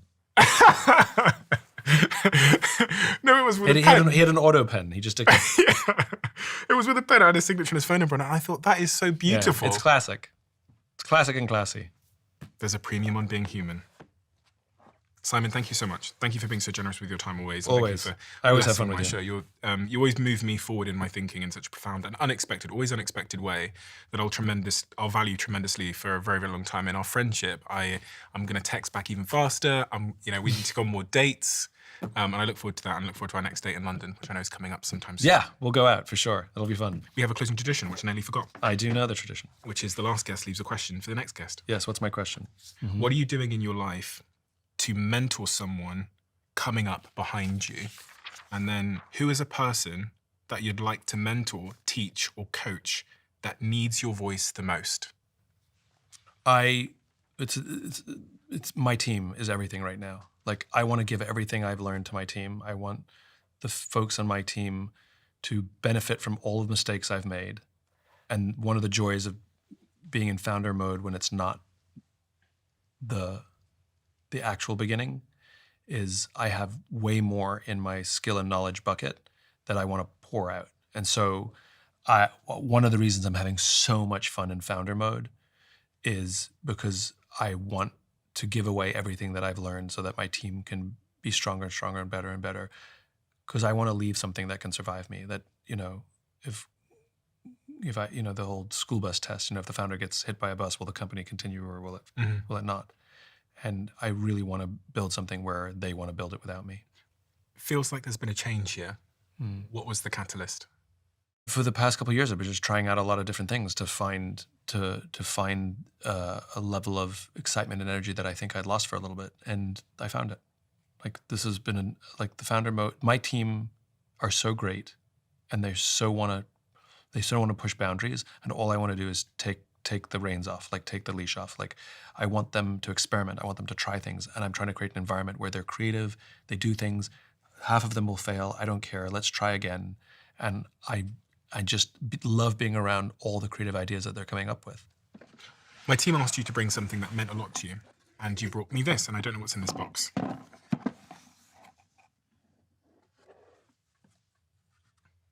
Ooh. 2 medals? Those are military challenge coins. I brought the round one just to show you what the traditional ones look like. This is the one I care about. I mean, I care about them both, but this is the one I brought. So these are only generals or commanders will give these out. They're hard to get. You get them when you do something of service. It's less formal than a medal. They can give it out to whomever they want, and it's their way of saying thank you. And the challenge coins that I've been given, I'm very, very proud of because I feel like I earned them. And the thing that I love is when they give them to you, they don't just hand it to you. They put it in their hand like this, and they shake your hand. Go on. And that's how they give them to you. And they say, thank you, Simon, so much for coming here and helping us out. And that's how they give me the coin. The reason this one means a lot to me is because I did some work with Air Force Top Gun. It's called a weapons school, but it's Air Force Top Gun. And this is their coin and this is their patch. I did some work with them to help them get to the core of their why, what their true value was, just to make sure that their culture stays clear and good for a long time. And we came up with 3 words, 3 actions that everybody who goes through Air Force Top Gun is required to do, which is build, teach, lead, which is the idea that you build a skill set, you teach that skill set to other people, and then you build leaders and you lead, right? Mm-hmm. This whole idea that you have a responsibility to build, to teach, and to lead, accumulate and give and serve. And the thing that is so powerful is the commandant of the weapons school, after we did the work, he took those words and he put them on the coin. Oh, really? And they exist on the coin, and they have been on there for years since. And I am so proud to have given something that has longevity, that is literally on the coin. Build, teach, lead. Yeah. That is such a beautiful mantra for life. Yeah. And they're wonderful people who go there. And what an honor that work that I did ended up on a coin. And so they gave me the coin out of gratitude for the work that I did, and it had my words on it. So it's not my words, it's their words. I just helped distill them. It's who they are when they're at their natural best. I just helped them put it, codify it. Simon, thank you. Thanks. Always love our conversations, and long may they continue. Likewise. This has always blown my mind a little bit. 53% of you that listen to this show regularly haven't yet subscribed to the show. So could I ask you for a favor? If you like the show and you like what we do here and you want to support us, the free, simple way that you can do just that is by hitting the subscribe button. And my commitment to you is if you do that, then I'll do everything in my power, me and my team, to make sure that this show is better for you every single week. We'll listen to your feedback, we'll find the guests that you want me to speak to, and we'll continue to do what we do. Thank you so much.